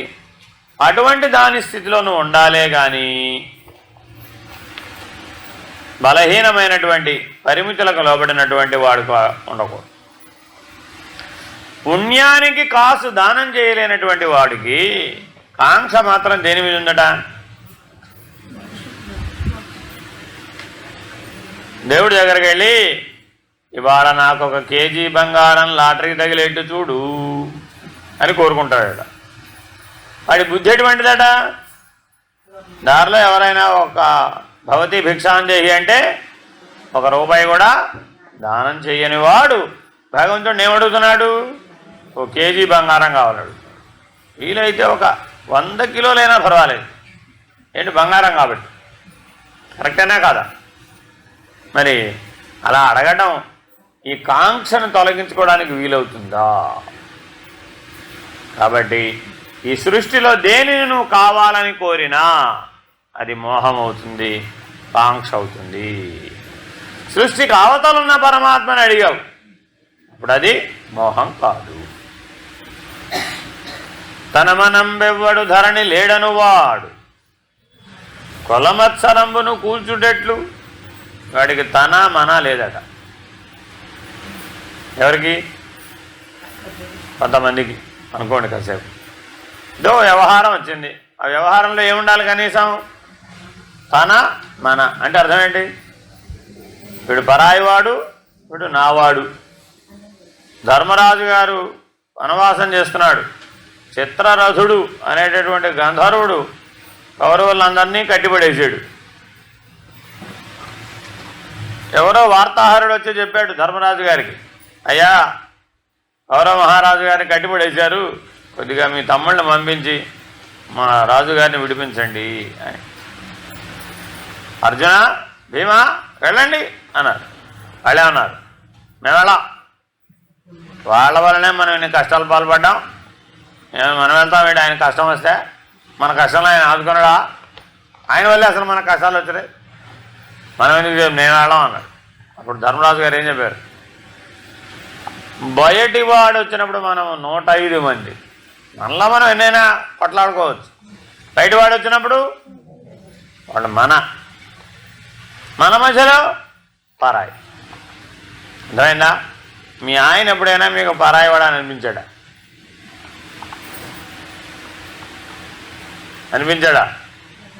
అనిపించలేదా? మీ మనిషి, మీరు ఆయన మనిషి. కాబట్టి ఏమైంది, అర్ధాంతరంగా ఆయన వెళ్ళాడు అనుకోండి, అప్పుడు మనకేమవుతుంది, పుట్టిన దుఃఖం వచ్చింది. ఎందుకని? మనవాడు పోయాడు కాబట్టి. ఇంతేనా కాదా? అదే మీ ఊళ్ళో ఎవరో పోయారు, మీకేం సంబంధం లేదు, మీరు ఏడవాల వద్దా? ఏంటండి ఎందుకు ఏడవలేదు? సంబంధం లేదండి బాబు, అంతేనా కాదా? ఒక ఖాళీకి మీ ఆయనకి ఏమిటి సంబంధం? ఒక ఖాళీకి మీ ఆవిడికి ఏమిటి సంబంధం? ఒక ఖాళీకి మీ కుటుంబానికి ఏమిటి సంబంధం? అసలు కుటుంబం ఉందా? ఉన్నది ఖాళీ. ఇప్పుడు రాకడా పోకడా ఉందా?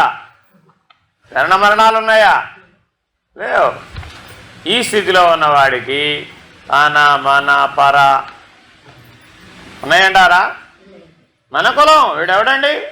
మనవాడు, వాడు మనవాడు కాదు. భ్రాంతేనా కాదా? కులము భ్రాంతే, మతము భ్రాంతే, కుటుంబము భ్రాంతే, మా జాతి. నెక్స్ట్ లెవెల్ ఏంటి? ఒక ప్రపంచ యుద్ధం వచ్చింది జాతి అభిమానం చేత. అదేనండి, ఏ అభిమానం ఉన్నా కూడా ఆ అభిమానం కేవలం భ్రాంతే. జీవుడనే అభిమానం ఉన్నా భ్రాంతే, ఈశ్వరుడనే అభిమానం ఉన్నా కూడా భ్రాంతే. కాబట్టి అభిమానరహితుడవై జీవించాలి. సరే, చెలువైన భోగంబు చెడు ఎరుగని వాడు మోహపాశంబుల మోదుటెట్లు. మీ ఆయన గారు బజ్జీల బండి దగ్గరికి వెళ్ళడం కరెక్ట్ అంటారా? మీరు బజ్జీల బండి దగ్గరికి వెళ్ళడం కరెక్ట్ అంటారా?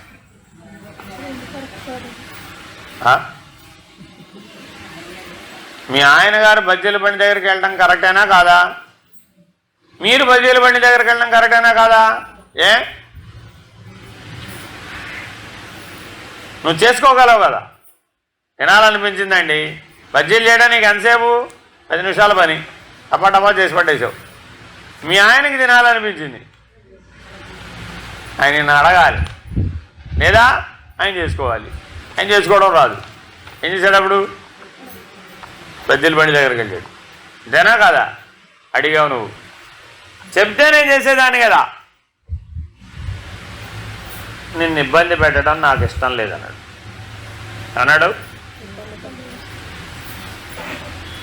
నిన్ను ఇబ్బంది పెట్టడం నాకు ఇష్టం లేదనేది కరెక్టేనా?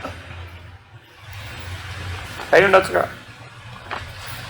మరి బజ్జీల బండి దగ్గరికి వెళ్ళి తిని ఆరోగ్యం చెడగొట్టుకుంటే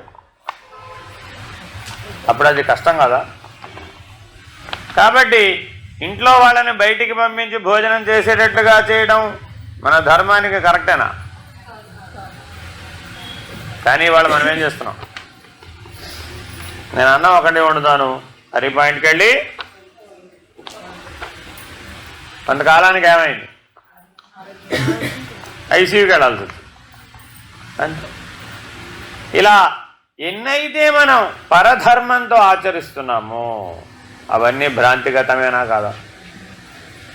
ఏ ఇంద్రియానికి లోబడి ఉన్నప్పటికీ మనం, కర్మేంద్రియాలు కావచ్చు, జ్ఞానేంద్రియాలు కావచ్చు, విషయేంద్రియాలు కావచ్చు, ప్రాణేంద్రియాలు కావచ్చు, ఏ ఇంద్రియాలైనా బలవత్తరంగా మన మీద పనిచేసి కాంక్ష, మోహం, సుఖం అనే భ్రాంతికి మనం లోనైతే అది మనకి ఏమైనా ప్రయోజనం ఉందా?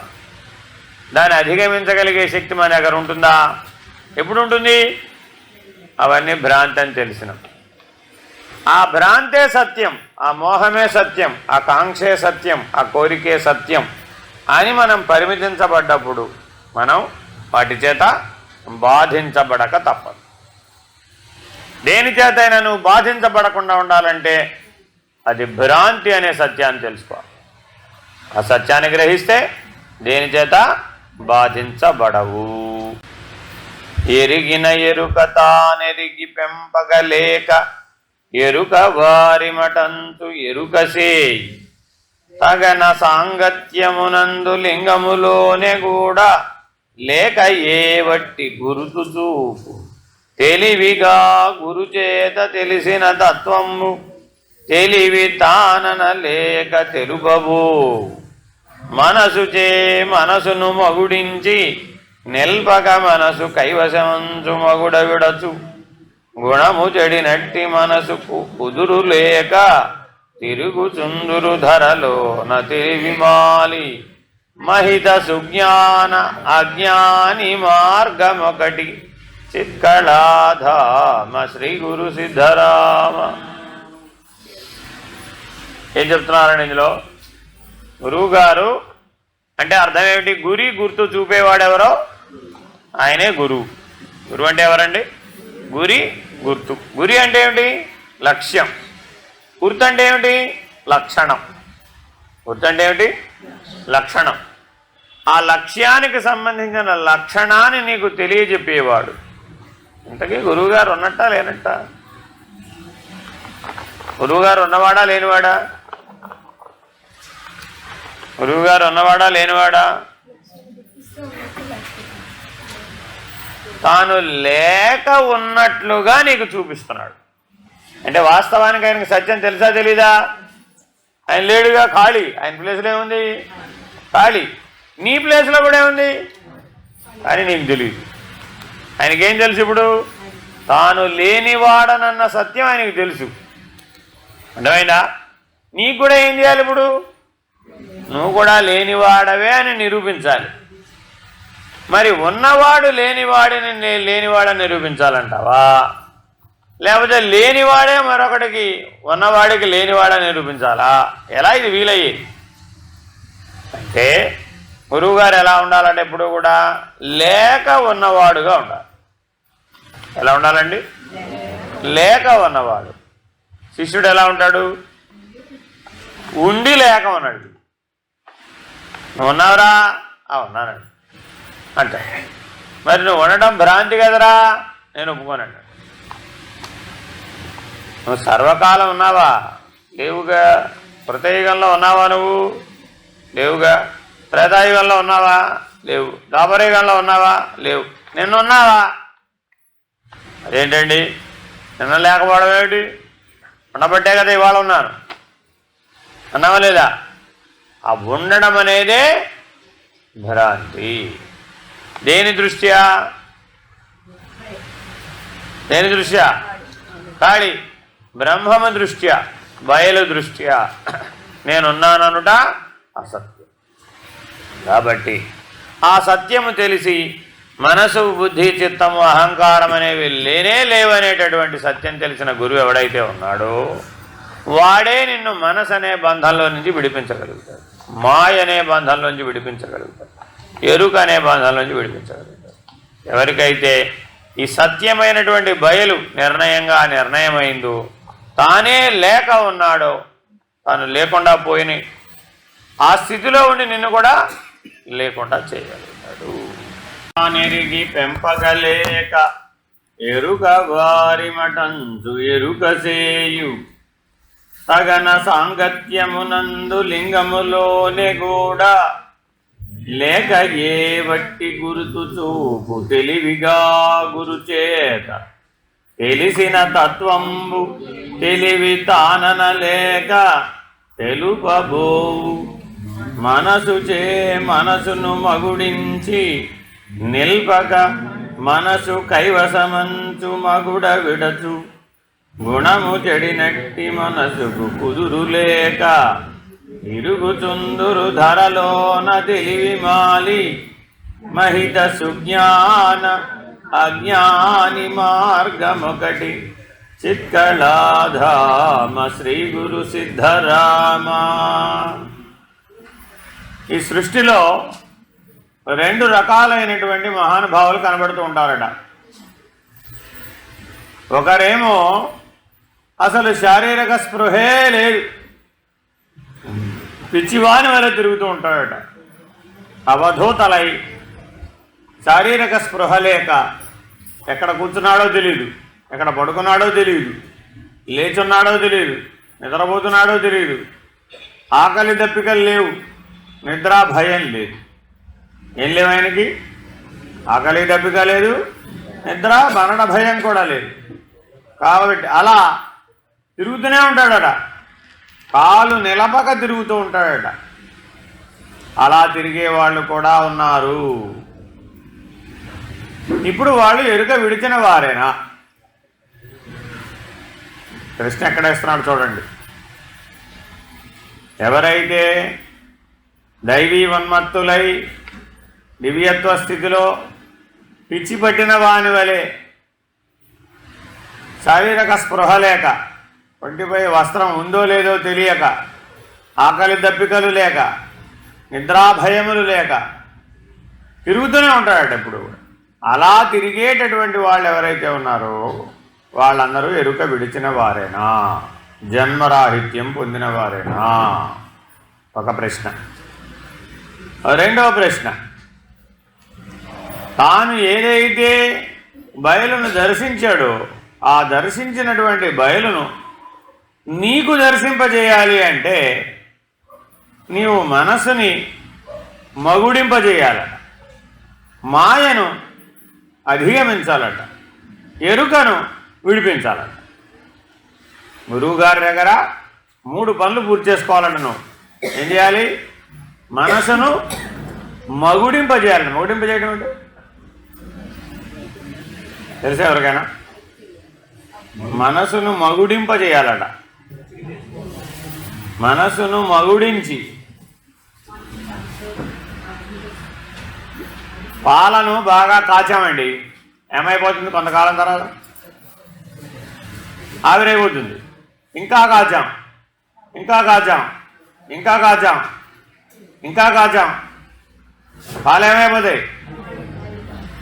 కనబడకుండా పోతాయి. అలాగా మనసును ఆవిరి చేయాలట, ఎప్పటికీ తిరిగి రాని పద్ధతిగా. ఎప్పటికీ మనసు అనేది తయారవదు. వాడికి మనసు అనేది వాడికి మగుడించిపోయింది, ఆవిరైపోయింది. ఎలా ఆవిరైపోయిందయ్యా? తిరిగి తయారవ్వకుండా అలా అయింది. సరే, మాయ. సరే, మనసు అంటే పోయింది. మరి మాయ సంగతో? మనసు లేకపోతే మాయ వ్యక్తం అవ్వడానికి మార్గం లేదుగా. మనసు ఉంటేనేగా మాయ వ్యక్తమయ్యేది. మాయ అవ్యక్తం, మనసు వ్యక్తం. ఈ వ్యక్తాన్ని ఎప్పుడైతే ఆవిరి చేసేసామో, లేనిదిగా చేసేసామో, ఆ అవ్యక్తం ఉన్నదా లేనిదా? ఇప్పుడు లేనిదైపోతుంది. ఎలాగా? చీకటి ఉన్నదా లేనిదా? ప్రకాశం అనేది వచ్చిపోతుందా? చీకటి అనేది వచ్చిపోతుందా? చీకటే వచ్చిపోతూ ఉంటుంది. ఎప్పుడు ఉండేది ఏమిటి? ప్రకాశమే. అజ్ఞానం వచ్చిపోతూ ఉంటుంది. ఎప్పుడు కూడా జ్ఞానమే ఉంటుంది. ఎప్పుడు ఉండేది బ్రహ్మము, మాయ వచ్చిపోతూ ఉంటుంది. ఈ వచ్చిపోయేటటువంటి మాయ తన చేతిలో ఉన్నటువంటి పనిముట్టైనటువంటి మనసు ద్వారా నీ మీద ప్రభావితం చూపిస్తుంది. మనసు అనే పనిముట్టుని కనుక ఎగరగొట్టేస్తే మాయ అనేది నీ మీద ప్రభావితం అయ్యే అవకాశం లేకుండా పోయింది. అప్పుడు ఉన్నదెవరు? బ్రహ్మమే. మాయను అధిగమిస్తే ఉన్నది బ్రహ్మమే. మాయ అనేది మంచు తెర లాంటిదట. మాయ అనేది ఎటువంటిది? మంచు తెర. ఇప్పుడు చలికాలమైనా కదా, పొద్దున పూట ఎలా ఉంటుంది? మంచు పట్టేస్తుంది. మనిషి కనపడకుండా అడ్డం వచ్చినట్టు మంచు పట్టేస్తుంది. మరి ఆ మంచు తెర ఎలా తొలగిపోతుంది? సూర్యుడు వస్తే ఆ మంచు కాస్త ఆవిరైంది. ఆ మంచు అసలు దేంతో తయారైంది? సూర్యుడి వల్లనే తయారైంది. ఆ మంచు దేనివల్ల తయారైంది? సూర్యుడి వల్లే తయారైంది. సూర్యోదయపు సూర్యుడిలో వేడి లేదు, అందువల్ల మంచు అయింది. అదే పైకి ఎక్కాడు, అప్పుడేమైంది? అదే సూర్యుడి వేడికి ఆ మంచు కరిగిపోయింది. ఎవరి చేత అది తయారైందో, ఎవరి వలన అది ఉన్నట్టుగా తోచిందో అతని వలననే అది లేకుండా పోతుంది. ఏ బ్రహ్మము యొక్క నీడగా, ఛాయగా, సంకల్పముగా మాయ పుట్టిందో ఆ మాయ ఆ బ్రహ్మము చేతనే లేకుండా పోతుంది. కాబట్టి ఎవరైతే మనసును మగుడింపజేశారో వాళ్ళు గుణాతీతమైనటువంటి, మాయాతీతమైనటువంటి బ్రహ్మమును తెలుసుకోగలిగారు. అలా బ్రహ్మమును ఎవరైతే తెలుసుకున్నారో వాళ్ళు ఈ మాయ లేనిదని గ్రహించగలుగుతారు. బ్రహ్మమును తెలుసుకోకుండా మాయ లేనిదని గ్రహించడం ఎవరి వల్ల కాదు. నేను మాయ లేనిదిగా చేస్తే నేను బ్రహ్మమును తెలుసుకోగలుగుతాను, తప్పు. చీకటి గురించి ఎంత పరిశోధించినా నీకు వెలుగు గురించి తెలియదు. అదే వెలుగును కనుక నువ్వు అనుభూతి చెందినట్లయితే చీకటి అప్పుడే లేదు. అంతేగాని నేను చీకటిని పారద్రోలుతాను అప్పుడు వెలుగు వస్తుంది, కరెక్టేనా? చీకటిని ఎక్కడికి పారదోలుతావు? పారదోలడానికి వీలు కాదు. చీకటిని పారదోలడం అంటే వెలుగు రావడమే. వెలుగు వస్తేనే చీకటి పోతుంది. ఈ గదిలో చాలా కాలం నుంచి, ఒక 4 యుగాల నుంచి చీకటి ఉంది, ఎవరు తలుపులు తీయలేదు, అవునా కదా? ఈ చీకటి పోవాలంటే ఏం చేయాలి? అదంతా కాదు, భజనలు చేయాలి, కరెక్టేనా? సంకీర్తనలు పాడాలి, కరెక్టేనా? పూజలు చేయాలి, కరెక్టేనా? అభిషేకాలు చేయాలి, కరెక్టేనా? పాటలు పాడాలి, కరెక్టేనా? ఇవేం చేసినా ఆ చీకటి పోతుంది. ఏం చేస్తే పోతుంది? వెలుగు వస్తే పోతుంది, అంతే, వేరే మార్గమే లేదు. అలాగే బ్రహ్మమును తెలిస్తే తప్ప మాయ లేకుండా పోదు. మాయ మటుమాయమైపోయాను. ఎలా పోయినాడా? మాయ మటుమాయమైపోయాను. సూర్యోదయం కాగానే చీకటి అడ్రస్ లేకుండా ఎలా పోయిందో అలాగే నీవు బ్రహ్మమును తెలియగానే మాయ అడ్రస్ లేకుండా పోతుంది. ఎందువల్ల? మనసు ఆవిరైపోయింది కాబట్టి. మనసు బ్రతికున్నంత కాలం నువ్వేం చేయలేదు, మాయ జోలికి వెళ్ళలేదు. కాబట్టి మొదట మనం ఏం చేయాలట? మనసుచే మనసును మగుడించాలట, తత్వంబు తెలిసి. ఆ పని చేయాలంటే ఏం తెలిసి ఉండాలి? తత్వం తెలిసి ఉండాలి. తత్వజ్ఞానం దృష్ట్యా మనసుని ఆవిరయ్యేటట్టు కనుక చేయగలిగితే అప్పుడేమైపోయావు? తెలివి. దేంతో చేయాలి? ఇప్పుడు తెలివితోనే చేయాలి ఈ పని అంతా, వేరే రకంగా చేయడానికి వీలు కాదు. అందుకే గుమ్మడికాయలు కొడితే మనసు పోతుందా? కొబ్బరికాయలు కొడితే మనసు పోతుందా? గుమ్మడికాయలు కొట్టినా పోదు, కొబ్బరికాయలు కొట్టినా పోదు. మనం రోజు అనేక పూజలలో ఏం చేస్తున్నాం? కొబ్బరికాయలు కొడుతున్నాం, అవసరమైతే గుమ్మడికాయలు కూడా కొడుతున్నాం, అవునా కాదా? నిమ్మకాయలు కూడా తొక్కిస్తున్నాం, అవునా? మరి మాయ తొలగిందా? మనసు పోయిందా? పోలేదు. ఎలా పోతుంది? తత్వజ్ఞానం ద్వారా మాత్రమే మనసు ఇంకిపోతుంది, ఎగిరిపోతుంది, ఆవిరైపోతుంది. అలా తత్వజ్ఞానాగ్నిని పెంచాలి. పాలు ఎగిరిపోవడానికి కారణం ఎవరు? కిందున్న మంట. ఆ మంట లేకపోతే పాలు ఎగురుతాయా? ఒట్టి గిన్నెలో పాలు పోసి పెట్టామమ్మా, కింద మంట లేదు, పాలు ఎగురుతాయా? మన పరిస్థితి అది. అర్థమైందండి? కాబట్టి మనసు ఎగిరిపోవాలి అంటే ఏం చేయాలి? తత్వజ్ఞానం అనే అగ్నిని బాగా పెంచాలి. పెంచితే మనసు కాస్త ఎగిరిపోయింది, అడ్రస్ లేకుండా పోయింది. అప్పుడు ఏమైపోయిందట, నీకు బ్రహ్మమును తెలుసుకోగలిగేటటువంటి సామర్థ్యం వచ్చింది. మనసు ఉన్నంత వరకు నువ్వు బ్రహ్మమును తెలుసుకోలేవు. కాబట్టి ప్రతి ఒక్కరూ ప్రయత్నపూర్వకంగా ఏం చేయాలి, గురువుగారి సాంగత్యం చేత ఈశ్వరుడు అనగా ఎవరు, లింగములోనే కూడా లేకయ్యి వట్టి గురుతు చూపు. ఆయన ఎవరు, ఈశ్వరుడు. సాక్షాత్ గురువుగారు ఈశ్వరుడు. ఎందువల్ల ఈశ్వరుడు, ఈశ్వరుడు తాను లేకనే గుర్తు చూపిస్తున్నాడు. నిజంగా ఈశ్వరుడు ఉన్నాడా, ఏ రూపంలో ఉన్నాడు, ఏ ఆకారంలో ఉన్నాడు, ఏ విధానంలో ఉన్నాడు అంటే చెప్పగలరా? చెప్పలేరు. చెప్పడానికి గుర్తుగా ఏం చేశారు, శివలింగాన్ని చూపెట్టారు.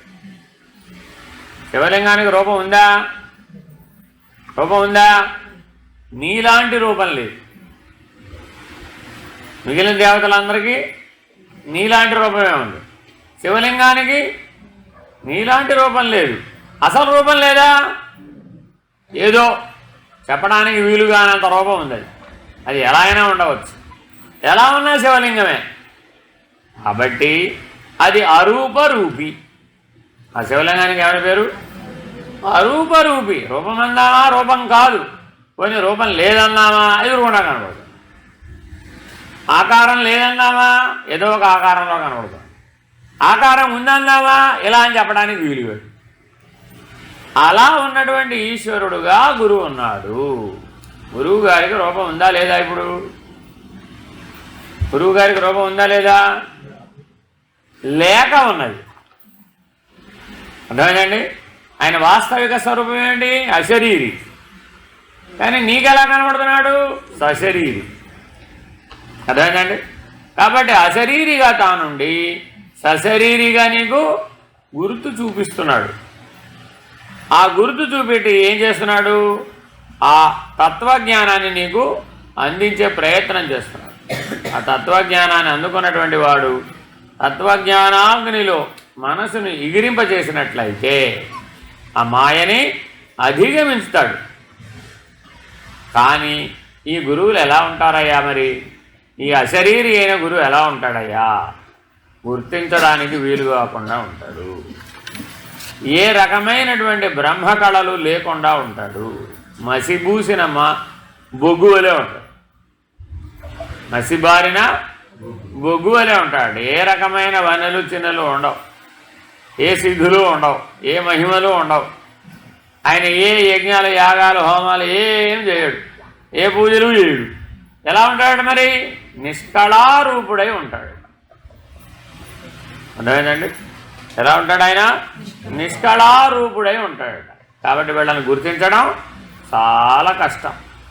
కాబట్టి జనన మరణ రాహిత్యం చేరుకున్నటువంటి గమ్యం చేరినటువంటి గురువుని గుర్తించడం చాలా కష్టం. మిగిలినటువంటి వ్యావహారికమైనటువంటి ప్రకృతిలో ఉన్నటువంటి గురువు ఎవరైతే ఉంటారో వాళ్ళందరూ గుర్తించడానికి సులభంగా కనబడతారు. అవునా కదా? పెద్ద పెద్ద రుద్రాక్షమాలలు వేసుకుని పెద్ద పెద్ద విభూతి బొట్లు పెట్టుకున్నలాగా ఇలా ఎర్రబట్టలు కట్టుకుని గుండు గుడ్డించుకుని చిలక పెట్టించుకుని గుర్తుపడడానికి వీలుగా ఉన్నాయి. అబ్బో గురువుగారు చాలా పెద్దవాడు అండి. ఎందుకని పెద్ద బొట్టు పెట్టుకున్నాడు కదా, ఎందుకని పెద్ద రుద్రాక్షమాల వేసుకున్నాడు కాదు, ఎందుకని పెద్ద పంచ కట్టాడు కాదు, ఎందుకని పెద్దగా దీర్ఘం చేస్తూ శ్లోకాలు పాటలు మంత్రాలన్నీ చదువుతున్నాడు కాదు. ఇవన్నీ గురువుగారి గుర్తులు కలియుగంలో. అంతేనా కాదా? కానీ వీళ్ళు నిజమైన గురువులేనా అంటే కాదంటారు. ఎందుకని గుర్తు పోగొట్టుకున్న వాడెవడో వాడే గురువు. తనకు తాను ఎలా ఉండాలట, గుర్తు పోగొట్టుకున్న వాడే ఉండాలి. నీకెలా ఉండాలట, గుర్తు చూపేవాడై ఉండాలి. తానేమో స్వయంగా గుర్తు తెలిసి గుర్తు పోగొట్టుకున్న వాడై ఉండాలి. నీకు గుర్తు చూపెట్టేవాడై ఉండాలి. అలాంటి గురువు మహిత సుజ్ఞాని.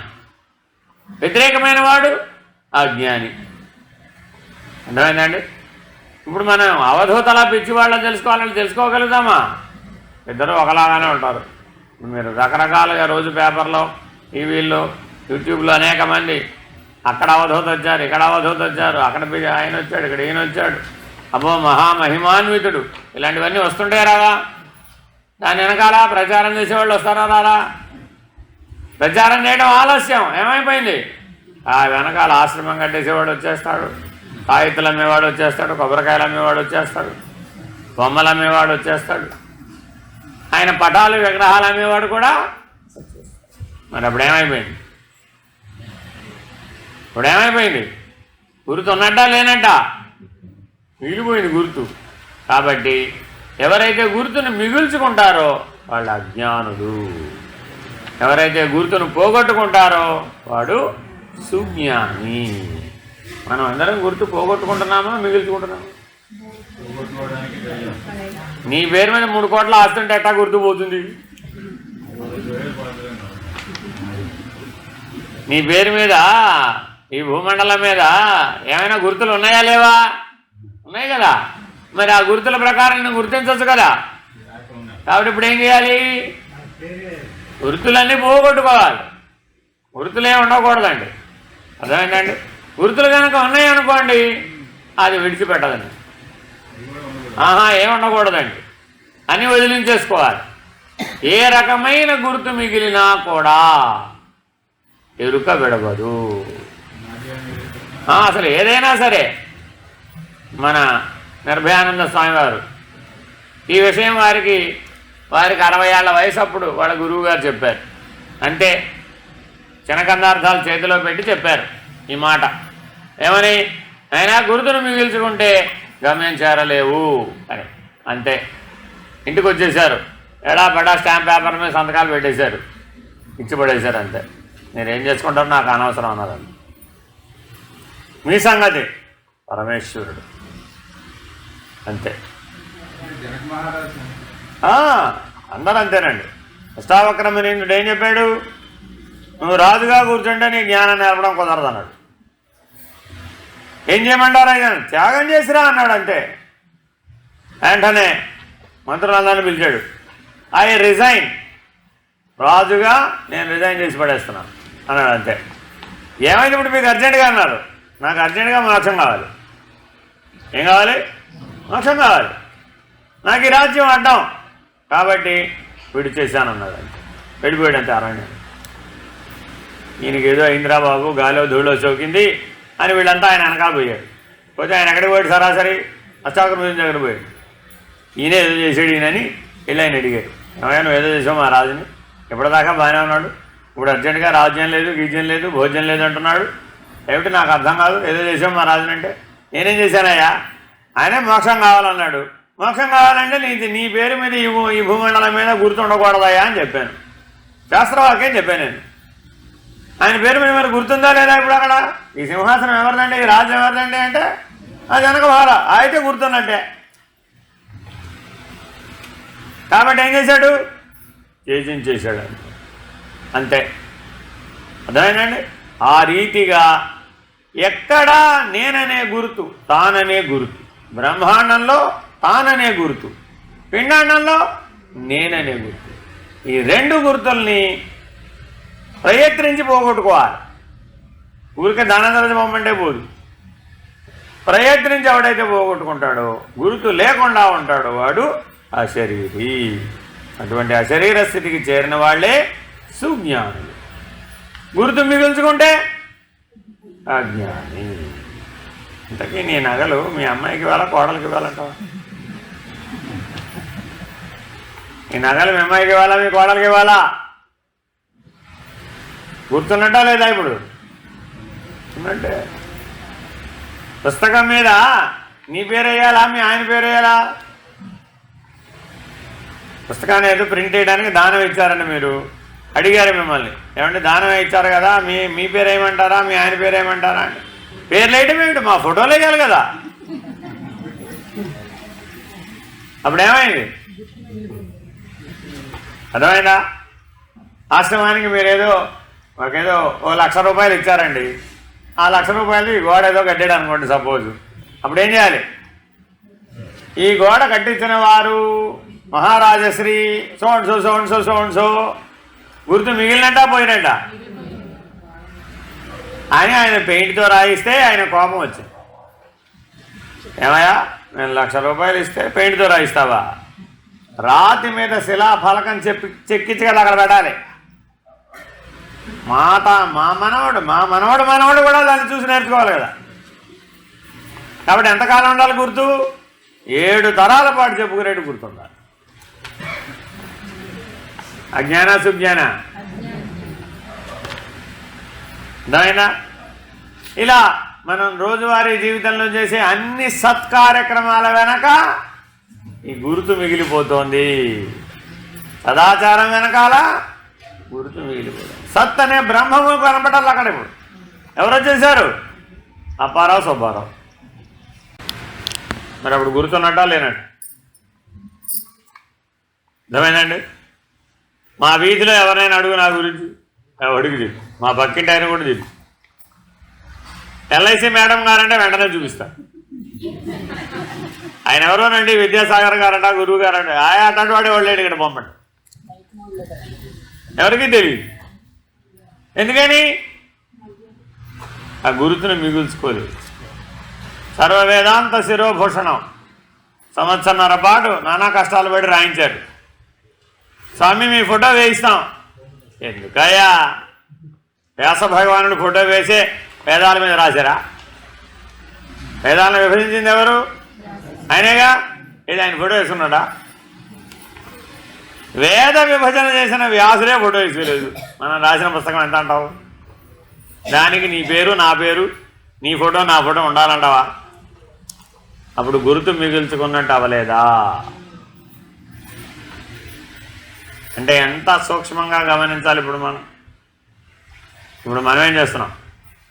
ఫోటోలు ఫేస్బుక్లో పెట్టకపోతే దుఃఖం, వాట్సాప్లో పెట్టకపోతే మరీ దుఃఖం, అందులో మనం కనబడకపోతే ఇంకా దుఃఖం. అజ్ఞాన సుజ్ఞాన. మీ అమ్మాయి పెళ్లిలో, మీ అబ్బాయి పెళ్లిలో నీ ఎన్ని ఫోటోల్లో ఉండాలి? నువ్వు అన్ని ఫోటోల్లో ఉండాలి. నేను మా అమ్మాయి పెళ్లి కదా, లేకపోతే వీడియోగ్రాఫర్ నీకు డబ్బులు ఇచ్చే పని లేదు. అప్పుడేమైంది? అజ్ఞాన సుజ్ఞాన. ఇలా ప్రతి క్షణం గమనించడం రావాలి. ప్రతి చోట గుర్తులు మిగిల్చేస్తున్నాం.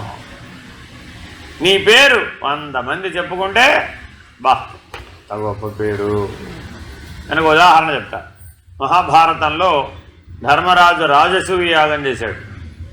ఆ రాజసూయ యాగం చేసి నిరతాన్నదాన ఘంటిక పెట్టించాడు. ఒక గంట 10,000 మంది అన్నం తింటే ఒకసారి గంట కొడతారు. ఆ గంట నిర్విరామంగా మోగుతూనే ఉందట. అలా కొంతకాలం 1 సంవత్సరం పాటు మోగిందట. సంవత్సరం పాటు ఆ గంట శబ్దం వినేటప్పటికి ధర్మరాజు గారు అనుకున్నట్ట, ఏమని? నాకంటే దానపరుడు లేడు అని. కరెక్టేనా? ఇంతలో శ్రీకృష్ణుడు వచ్చాడు. ఏదైనా సందేహం రాగానే ఎవరు వస్తారు? పరమాత్ముడు వస్తాడు. ఏంటయ్యా ధర్మరాజా, ఏమిటి అనుకుంటున్నావు? ఏమిటి?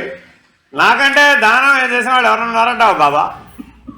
సంవత్సరం నుంచి నిరతాన్నదాన ఘంటిక మోగుతూనే ఉంది, ఆగకుండా నిర్విరామంగా మోగుతుంది.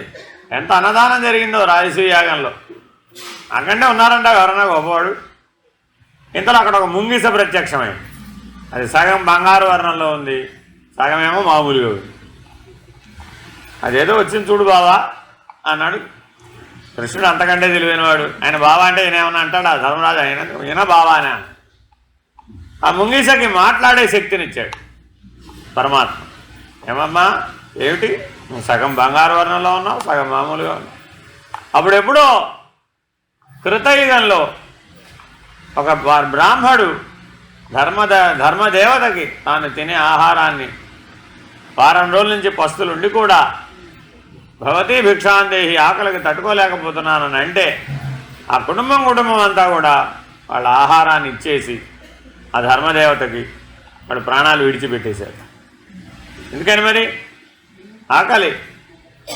ఈ ధర్మదేవత ఏమడుగుతాడు? నేను 3 రోజుల నుంచి తినలేదంటాడు. వాళ్ళేమో 7 రోజుల నుంచి తినలేదు. ఆయన ఆ ఆహారం వచ్చేటప్పుడు చెబుతాడు, 7 రోజుల నుంచి తినని వాడికి ఆకలి అలవాటైపోతుంది. 3 రోజుల వాడు ఆకలి బాధ వర్ణాతీతం. ఆ సంగతి నాకు తెలుసు. ఆ బాధ తట్టుకోవడం చాలా కష్టం. పర్వాలేదు, మాకు అలవాటైపోయింది కాబట్టి మా ఆహారం నువ్వు తీసేసుకో అని ఆయన యజమాని ఇచ్చేసాడు. యజమానిస్తే వాళ్ళ ఆవిడిచ్చేసింది, వాళ్ళ ఆవిడిస్తే పిల్లాడిచ్చేసాడు, పిల్లాడిస్తే కోడలు ఇచ్చేసింది, అందరూ ఇచ్చేసారు. ఆయన ఆ నలుగురి భోజనం చేసేసి చేయి కడుక్కున్నాడు. ఆ చేయి కడుక్కున్న నీళ్లు వెళ్ళి ముంగిసి మీద పడ్డాయి. ఎంత మేరకు పడ్డాయో అంత మేరకు బంగారు వర్ణం వచ్చింది.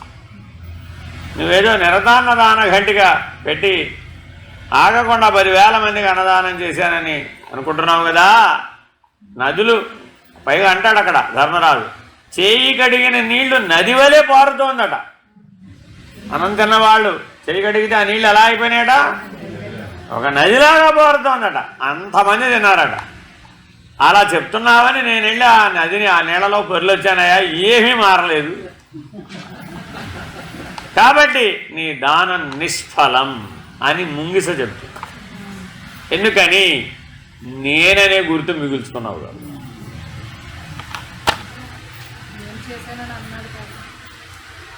అందరూ నీ పేరే చెప్పుకుంటున్నారు. మరి ఇప్పుడు వాళ్ళందరిలో నీ గుర్తు మిగిలిందే మిగలేదా? మిగిలింది. కానీ కృతయుగంలో తిప్పసత్తుడు చేసినటువంటి ఆ విప్రుడు చేసినటువంటి త్యాగం ఎవరు చెప్పుకోలేదు, గుర్తే లేదు అసలు ఎవరికి. పైగా ఎప్పుడు కృతయుగం, అప్పటి నుంచి నేను వెయిట్ చేస్తున్నాను. త్రేతాయుగం అయిపోయింది, ద్వాపరయుగం అయిపోయింది, కానీ నా శరీరం మాత్రం బంగారు వర్ణంలోకి మారలేదు. ఎందుకని దానం చేసేవాడు నేననే గుర్తుని మిగుల్చుకుంటున్నాడు. పూజలు చేసేవాళ్ళు కూడా ఏం చేస్తున్నారండి, అడుగుతాడా లేదా? అర్చకులు ఏం పేరమ్మా, ఏం గోత్రం అమ్మా, చదివించుకున్నావా లేదా? అప్పుడు ఏం మిగిలింది, ఏం మిగిలింది? అజ్ఞాన సుజ్ఞాన. ఏం చెప్పాలి? పరమేశ్వర గోత్రోద్భవస్య. ఏ గోత్రంలో పుట్టావయా? పరమేశ్వర గోత్రంలో పుట్టానండి. ఏమి నీ పేరు? పరమేశ్వర నామ్ని. నా పేరు కూడా పరమేశ్వరుడే. ఎవరి కోసం?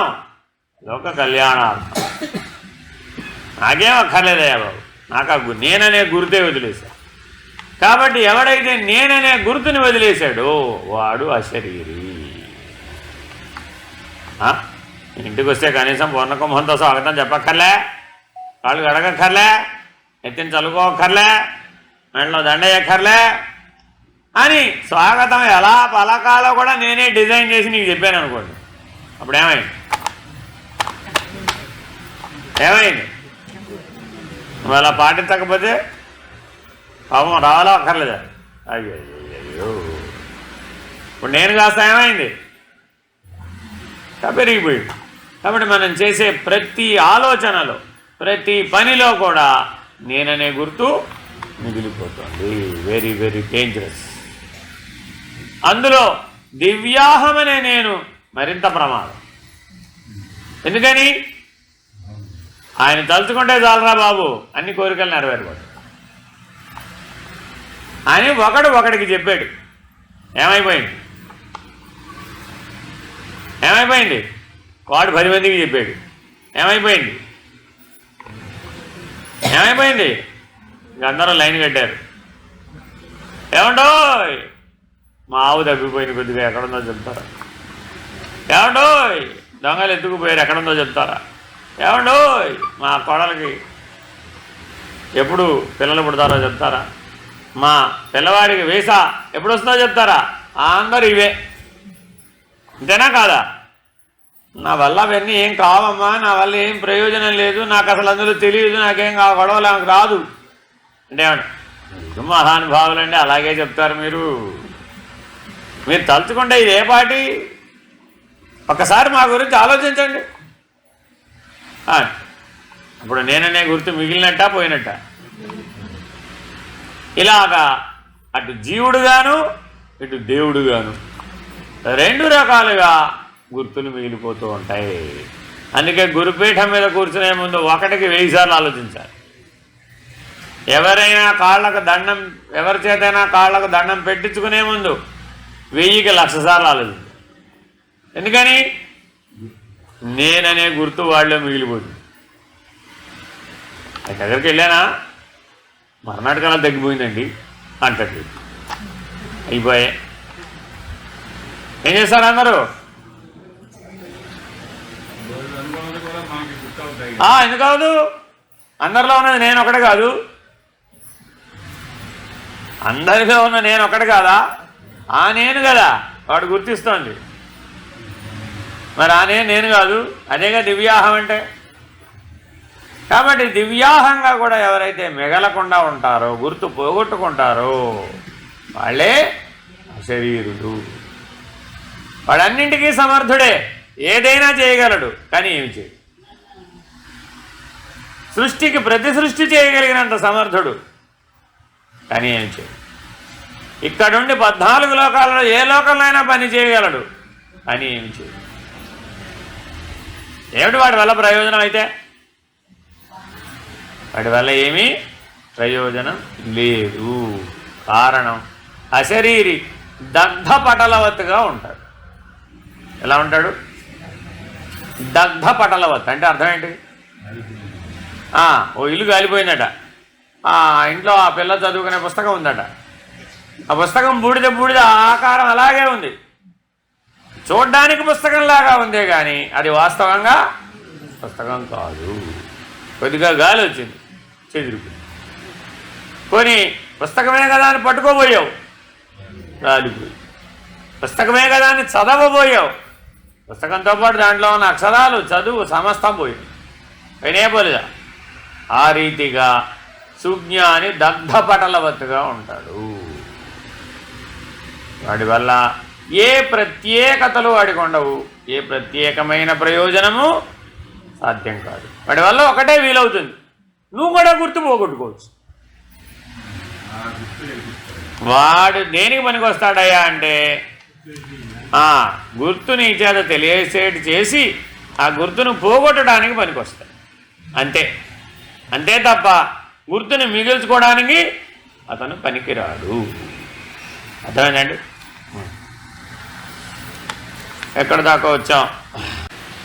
పంచతత్వంబులు పరికింపగా నేర్చి 25 సంఖ్య పరగనెరిగి పంచేంద్రియంబుల పదవులు తొలగించి పంచశక్తుల యుక్తి భావమెరిగి పంచవాయువులుండు పలు పదంబులెరింగి పంచముఖంబులు బాగుగా తెలిసి పంచాక్షరీసార పఠనంబు చేమించి పంచ సన్ముద్రల పరగి గనిన కాక నోరక కలుగునే కలిత దీప్తి భవ్య సుజ్ఞాన వాసనానవ్యమోద ధీర గంభీర వార్ధిలో తెలియాడ చిత్కళాధామ శ్రీ గురు సిద్ధరామ. ఏమంటున్నాడండి? పంచతత్వాలని 5 తత్వాలను బ్రహ్మాండ సాక్షిగా ఉండి గమనించావు, పరికించావు. 25 సంఖ్య పరగనిరిగి, 25 అంటే 25, 20 అంటే 20, 25 అంటే 25. 25 ఇంద్రియాలను బాగా తెలుసుకున్నాడు, 25 తత్వాలను కూడా బాగా తెలుసుకున్నాడు. ఈ రెండు లేనివే, నేను కేవలం బ్రహ్మమును మాత్రమే అని వాటన్నిటిని తొలగించి సహజంగా నిలకడ చెంది ఉన్నాడు.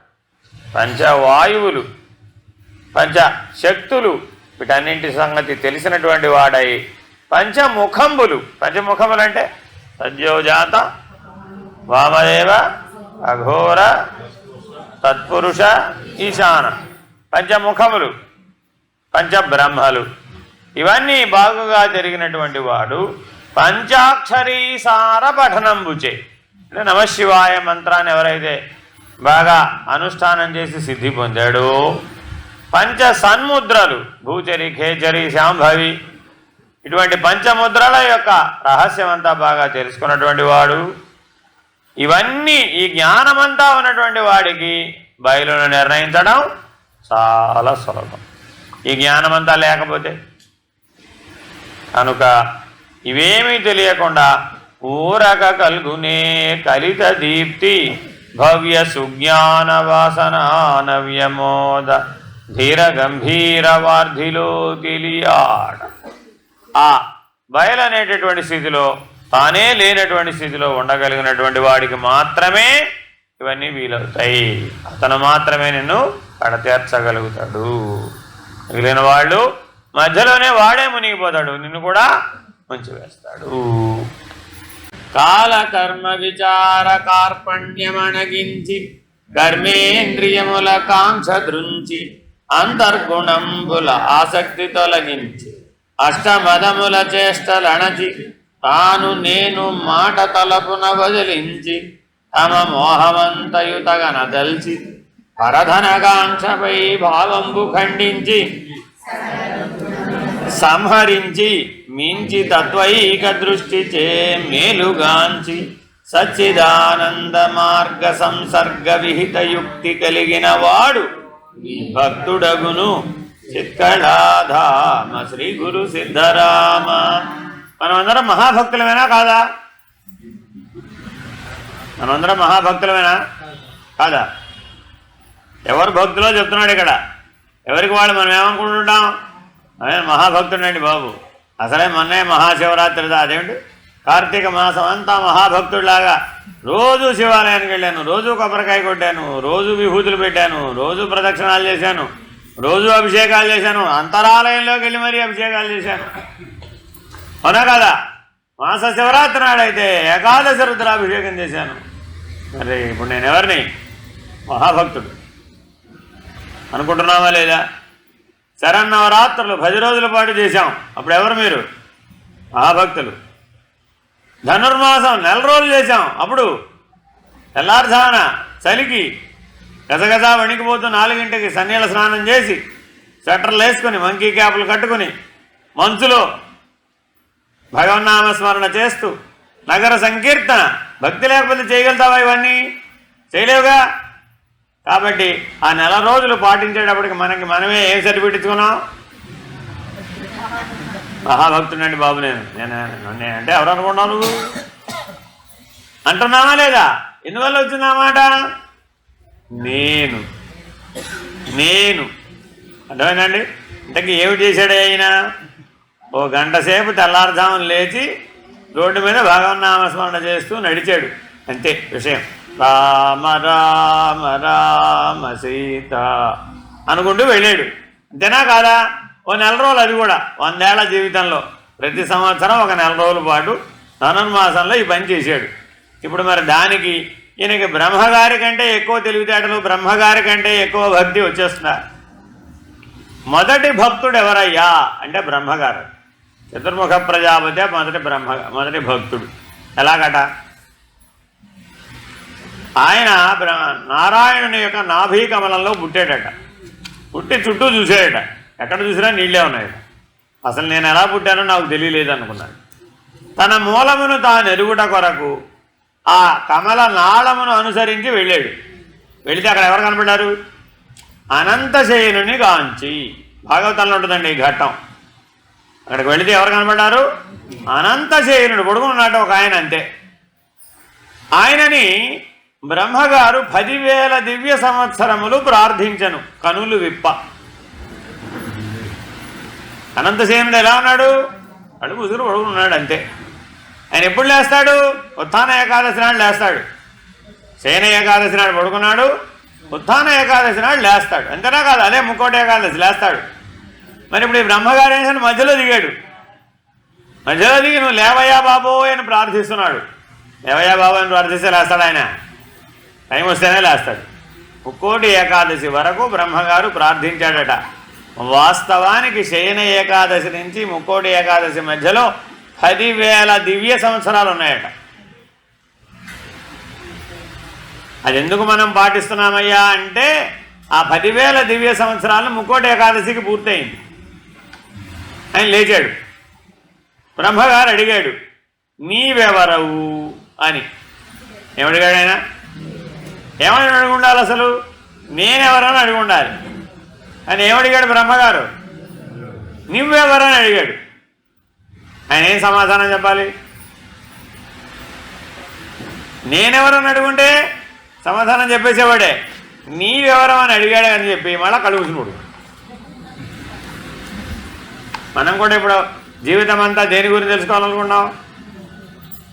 నువ్వెవరు నువ్వెవరు నువ్వెవరు నువ్వెవరు నువ్వెవరు అని వెతుకుతున్నావు. కానీ అసలు ఏమని వెతకాలి? నేనెవరని వెతకాలి. మళ్ళా కళ్ళు మూసుకుని పడుకున్నాడు కదా, ఆయన కంగారు పెరిగిపోయింది. ఓ నేనెవరు నేనెవరు నేనెవరు అన్నాడు. మళ్ళా కళ్ళు తెరిచాడు. ఏమన్నావు ఇప్పుడు అని. నేనెవరు? నేను నీ తండ్రిని, నీవు నా కుమారుడవు. 2 ప్రశ్నలకు ఒకటే ఆన్సర్ చెప్పాడు. ఏమిటది? నేను నీ తండ్రిని, నీవు నా కుమారుడవు అన్నాడు. నన్ను ఎందుకు సృష్టించావు? సృష్టి చేయుట కొరకు అన్నాడు. నా సృష్టిలో నువ్వు భాగం కాబట్టి నీకు సృష్టించగలిగే శక్తి నేను ఇచ్చాను. నువ్వేం చేయాలి ఇప్పుడు? సృష్టి చేయి అన్నాడు.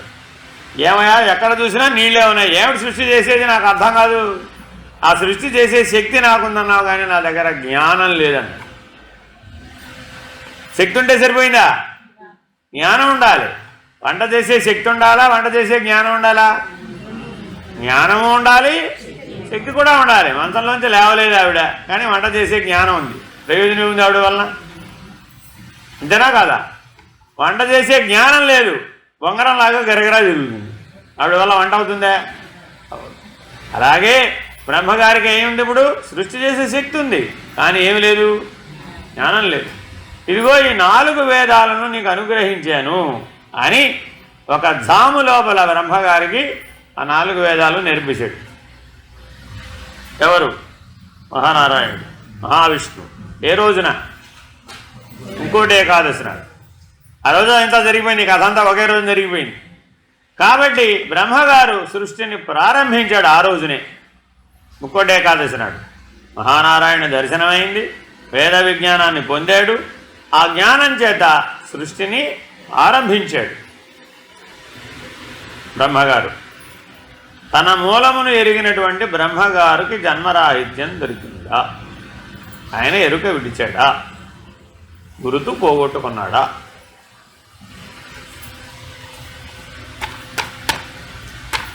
ఏమని చెప్పాలి? పోగొట్టుకున్నాడని చెప్పాలా? మిగుల్చుకున్నాడని చెప్పాలా?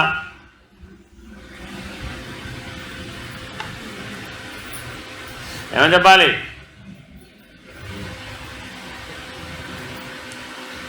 సరే, నేను ఎంతకాలం ఉంటాను, నా ఆయు ప్రమాణం ఎంత ఎప్పుడు శాశ్వతుడనేనా అని ఆయన అడిగాడు. ఆయన ఏం చేశాడంటే, అదిగో అక్కడ రుద్రుడు ఉన్నాడు, ఆయన దగ్గరికి వెళ్ళి అడిగిరా. నువ్వు అడిగిన ప్రశ్నకి సరైనటువంటి సమాధానం ఇచ్చేటువంటి లయకారకుడు ఆయన. ఎవరిని పంపించాలని ఆయన పంపించాల్సిందే, కాబట్టి ఆయన దగ్గరికి వెళ్ళమన్నాడు. ఆయన దగ్గరికి వెళ్ళాడు, అడిగాడు ఇదే ప్రశ్న బ్రహ్మగారు. ఏమని? నా ఆయు ప్రమాణం ఎంత, నేను శాశ్వతుడనేనా అని. ఆ రుద్రుడి మెడలో కపాలమాల, ముండమాల ఉందట. అర్థమైందండి? ఆయన అడిగిన ప్రశ్నకి కళ్ళు విప్పాడు ఈశ్వరుడు, చూశాడు. నా మెడలో ఉన్నటువంటి ఈ కపాలమాల సంగతి నీకు ఏం తెలుసా అని అడిగాడు. ఏమో నాకు తెలియదు అన్నాడు. నీలాంటి బ్రహ్మలందరూ వెళ్ళిపోతే వాళ్ళ కపాలాన్ని నా మెడలో వేసుకున్నాను అని ఆయన విరాట్ రూపుడై కనపడ్డాడట. విరాట్ రూపుడు అంటే ఆకాశం అంత ఎత్తు. ఈ బ్రహ్మగారు ఎంత ఉన్నట్ట? అంగుష్ట ప్రమాణం అంత ఉన్నట్ట. అంటే ఎంతున్నాడు? బటన వేలంతా. ఆయన ఎంత ఉన్నాడు? ఆకాశం అంతా. ఆకాశం అంతున్న మనిషికి బ్రహ్మ కపాలాల మాల వేలాడుతోందట. ఇప్పుడు ఎంతమంది బ్రహ్మలు వెళ్ళిపోయినట్టు? నువ్వు సమాధానం చెప్పినట్టా చెప్పనట్ట? చెప్పినట్టా చెప్పనట్ట? ఏమని చెప్పాడు? నీలాంటి బ్రహ్మల కపాలాలు ఇవో నా మెడలో మాలగా వేలాడుతోందయ్యా, నువ్వు శాశ్వతుడు అని ఎలా అనుకుంటావు ఇప్పుడు? అవునా కదా? అర్థమైందా? ఆయన అడిగిన ప్రశ్న ఏంటి? నా ఆయు ప్రమాణం ఎంత, నేను శాశ్వతుడనేనా. మొదటి దానికి సమాధానం చెప్పలే, రెండో దానికి సమాధానం చెప్పాడు. ఏమని? నీవు అశాశ్వతుడు. మళ్ళీ బ్రహ్మగారు ఆయన ప్రశ్నించాడు. ఇక ప్రశ్నించాల, వెళ్ళి ఆయన పనులు ఆయన మగ్నం అయిపోయాడు. సరేలే, అయిపోయే టైంకి ఎలాగో పోతాం. మనం పోతామని గ్యారంటీగా తెలిసిందా తెలియలేదు? ఇప్పుడు మనకు కూడా పోతామని గ్యారంటీగా తెలుసా తెలియదు? తెలుసా? మరి తెలిసిన పెద్ద మనుషులను గుర్తు పోగొట్టుకోవాలా మిగుల్చుకోవాలా? గుర్తు పోగొట్టుకోవాలా మిగిల్చుకోవాలా? నీ ఆస్తి తరతరాల పాటు అనుభవించేటట్లుగా ఒక 7 తరాలు, ఒక 77 తరాలు మిగిల్చుకుని అనుభవించేటట్లుగా సంపాదించాలా వద్దా? సంపాదిస్తే ఏమవుతుంది? నువ్వు కూడా నీ పేరు భూమి మీద ఎంతకాలం అయితే గుర్తు పెట్టుకున్నారో అంతకాలం పుట్టాలి.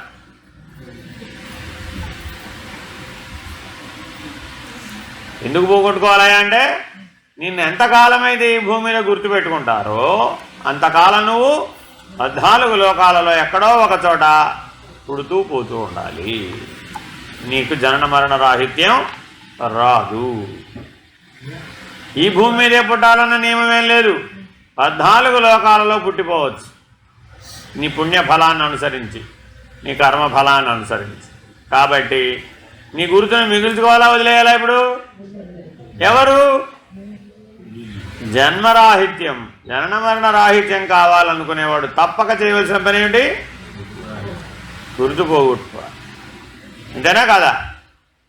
సాధారణంగా మనకి పలుకుబడి ఉన్నటువంటి, ప్రతిష్ట ఉన్నటువంటి గ్రామానికి వెళ్ళాం, లేదో ప్రాంతానికి వెళ్ళాం, వెంటనే ఏమవుతుంది? అంతేనా?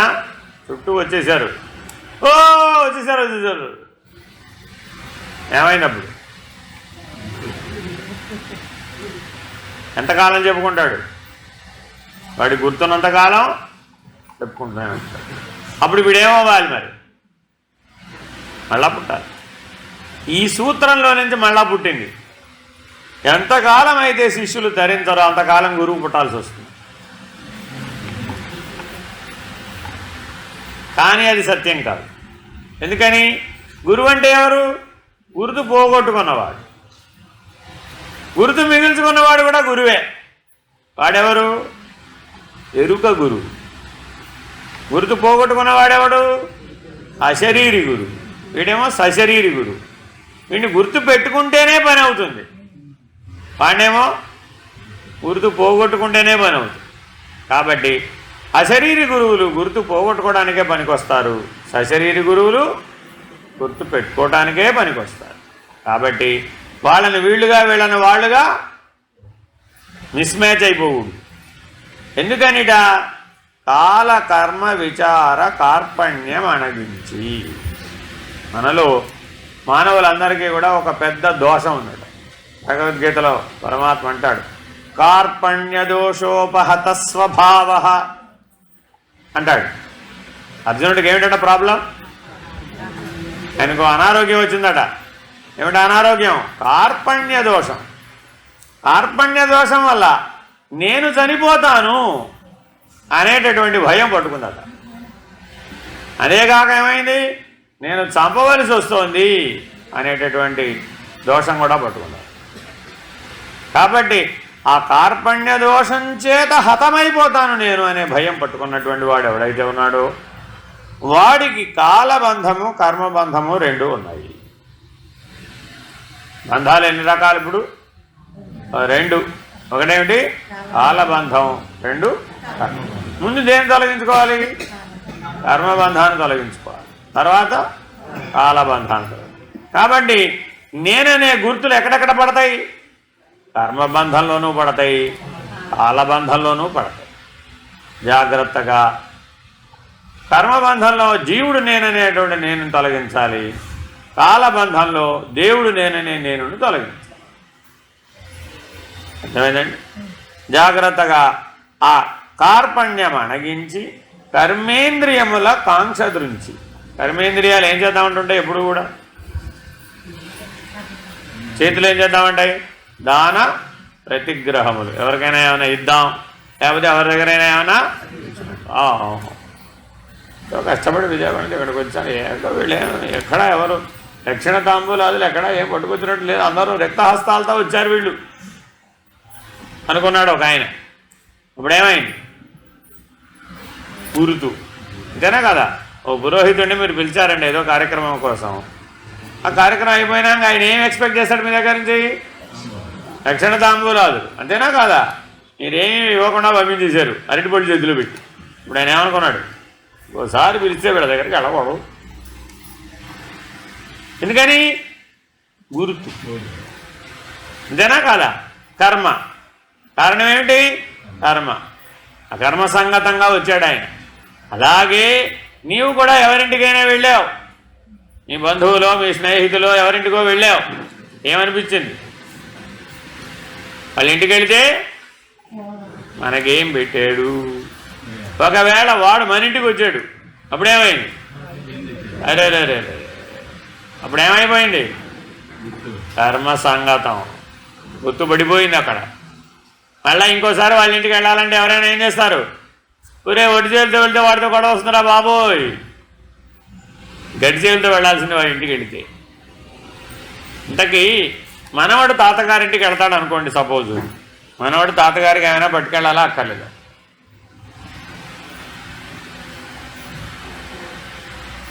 మనవాడు తాతగారింటికి వెళ్ళాడండి, తాతగారికి మనవాడు ఏమైనా పట్టుకెళ్ళాలా అక్కర్లేదా?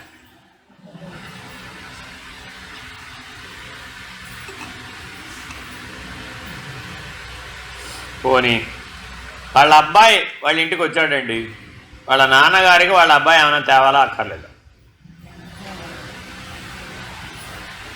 తేవడం ధర్మమా, తేవకపోవడం ధర్మమా?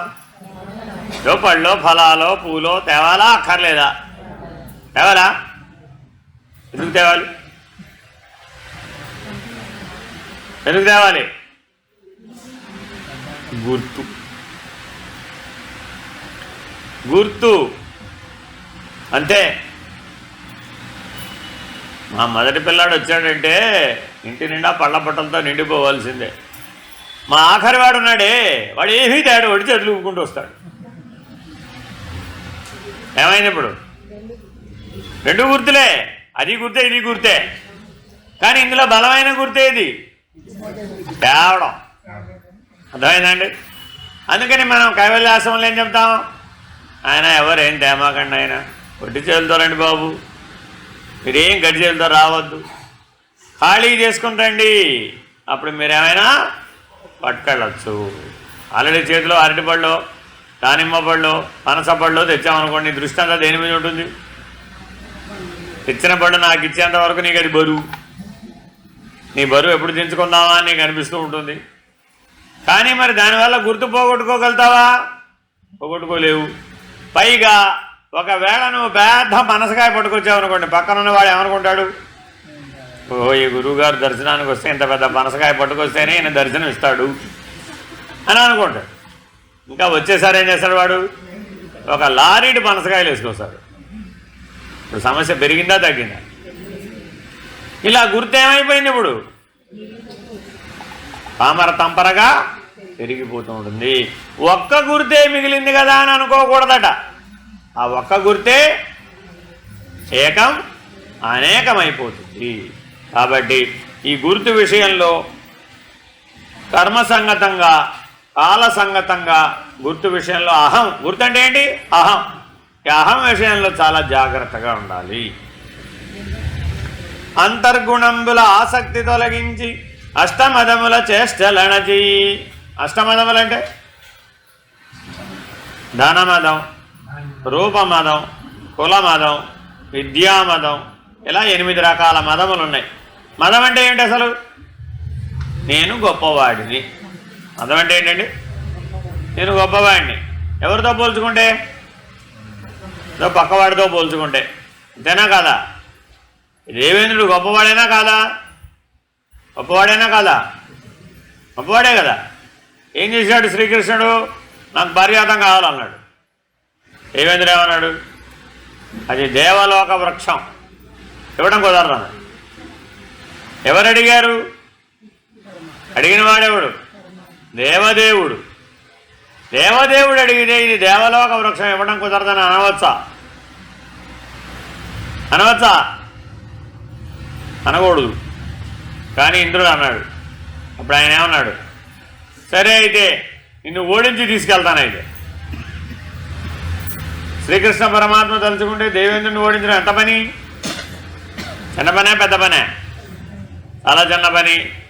వెంటనే వాళ్ళ దేవేంద్రుడు అమ్మగారు పడిగెత్తుకొచ్చి, ఏమిట్రా నువ్వు పరమాత్మతో పోట్లాడతావా చిన్న చెట్టు కోసం? అర్థం ఉందా నీకేమైనా? యుగ యుగాలుగా దేవతలందరిని రక్షించింది ఎవరు? ఆ పరమాత్మే. ఆ పరమాత్మ లీలావతారంగా శ్రీకృష్ణుడిగా అవతరించబట్టి మీరంతా సుఖంగా ఉన్నారు. మీరు 10 కాలాల పాటు స్వర్గంలో ఉన్నారంటే ఎవరి వల్ల? ఆ పరమాత్మ వల్లనే. అటువంటి పరమాత్మ పారిజాతం చెట్టు అడిగితే నో అంటవా? అజ్ఞానం ఆవరించేసింది నీకు, కళ్ళు పొరలు గమ్మేసినాయి నీకు. దేవేంద్రుడు అనే అధికార మదం కళ్ళు పొరలు గమ్మి ఎవరితో మాట్లాడుతున్నావు తెలియడం లేదు నీకు అని మందలిస్తుంది వాళ్ళ అమ్మ కాబట్టి. అప్పుడు పారిజాతం చెట్టు ఇచ్చి పంపిస్తాడు. అర్థమైందండి? దేవేంద్రుడు అంతటి వాడికి కూడా ఒక సందర్భంలో ఇలా అయిపోయింది. అలాగే అనేక సందర్భాలలో అతనికి సమస్యలు వచ్చినప్పుడు పారిపోతాం. మనం పురాణాల్లో చూసే ఉంటాం.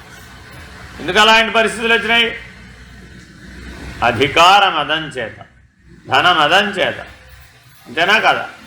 అక్కడ ఆ స్వర్గంలో ఉన్న దేవతలకు ఉన్న లక్షణాలన్నీ మనక్కడనే లేవు.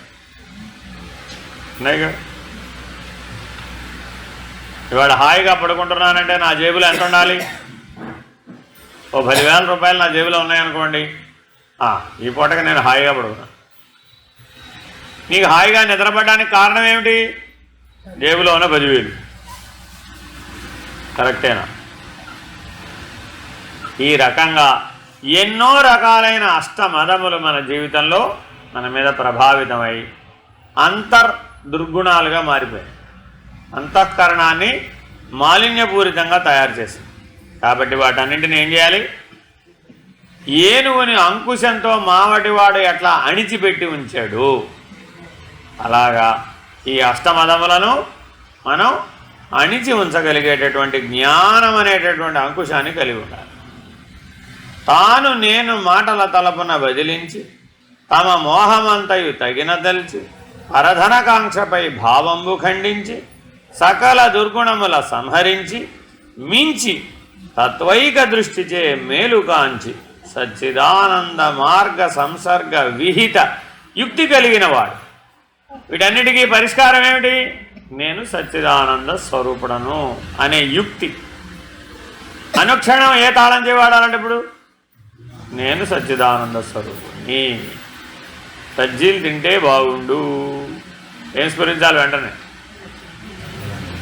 నేను సచ్చిదానంద స్వరూపుణ్ణి అయి ఉండి బజ్జీలు తింటే బాగుండని అంటాం. కరెక్ట్ అని అంటాం. ఆలోచించు. ఇంకేమిటి? ఐహికమైనటువంటి ఏ రకమైన లక్షణాలు మనకి మనసులో పొడచూపినా కూడా దానికి పరిష్కారం ఏంటి? నేను సచ్చిదానంద స్వరూపుడనని నీ స్వరూపాన్ని గుర్తు చేసుకో. గుర్తు చేసుకుంటే దాన్ని గుర్తుందా లేదా? ఇప్పుడు ఆ గుర్తును పట్టుకుని దీన్ని విడిచిపెట్టాలి మొట్టమొదట. తర్వాత ఏం చేయాలి? ఆ గుర్తును కూడా విడవాలి. అలా ఎవరైతే గుర్తును విడవడానికి ప్రయత్నం చేస్తారో వాళ్ళు మాత్రమే చిత్కళాధామ శ్రీ గురు సిద్ధరామకు భక్తుడు. గుర్తును విడవడానికి ప్రయత్నించేవాడే భక్తుడు. గుర్తును నిలబెట్టుకోవడానికి ప్రయత్నించేవాడు కాదు, భక్తుడు కాదు. హరి ఓం శ్రీ గురుభ్యో నమః. హరి ఓం. పూర్ణమద పూర్ణమిదం పూర్ణాత్ పూర్ణముదచ్యతే పూర్ణస్య పూర్ణమాదాయ పూర్ణమేవావశిష్యతే. ఓం తత్సత్. ఓం సహనావవతు సహనౌ భునక్తు సహ వీర్యం కరవావహై తేజస్వినావధీతమస్తు మా విద్విషావహై. ఓం శాంతి శాంతి శాంతి. హరి ఓం. శ్రీ గురుభ్యో నమః. హరి ఓం. నారాయణ. 13, 14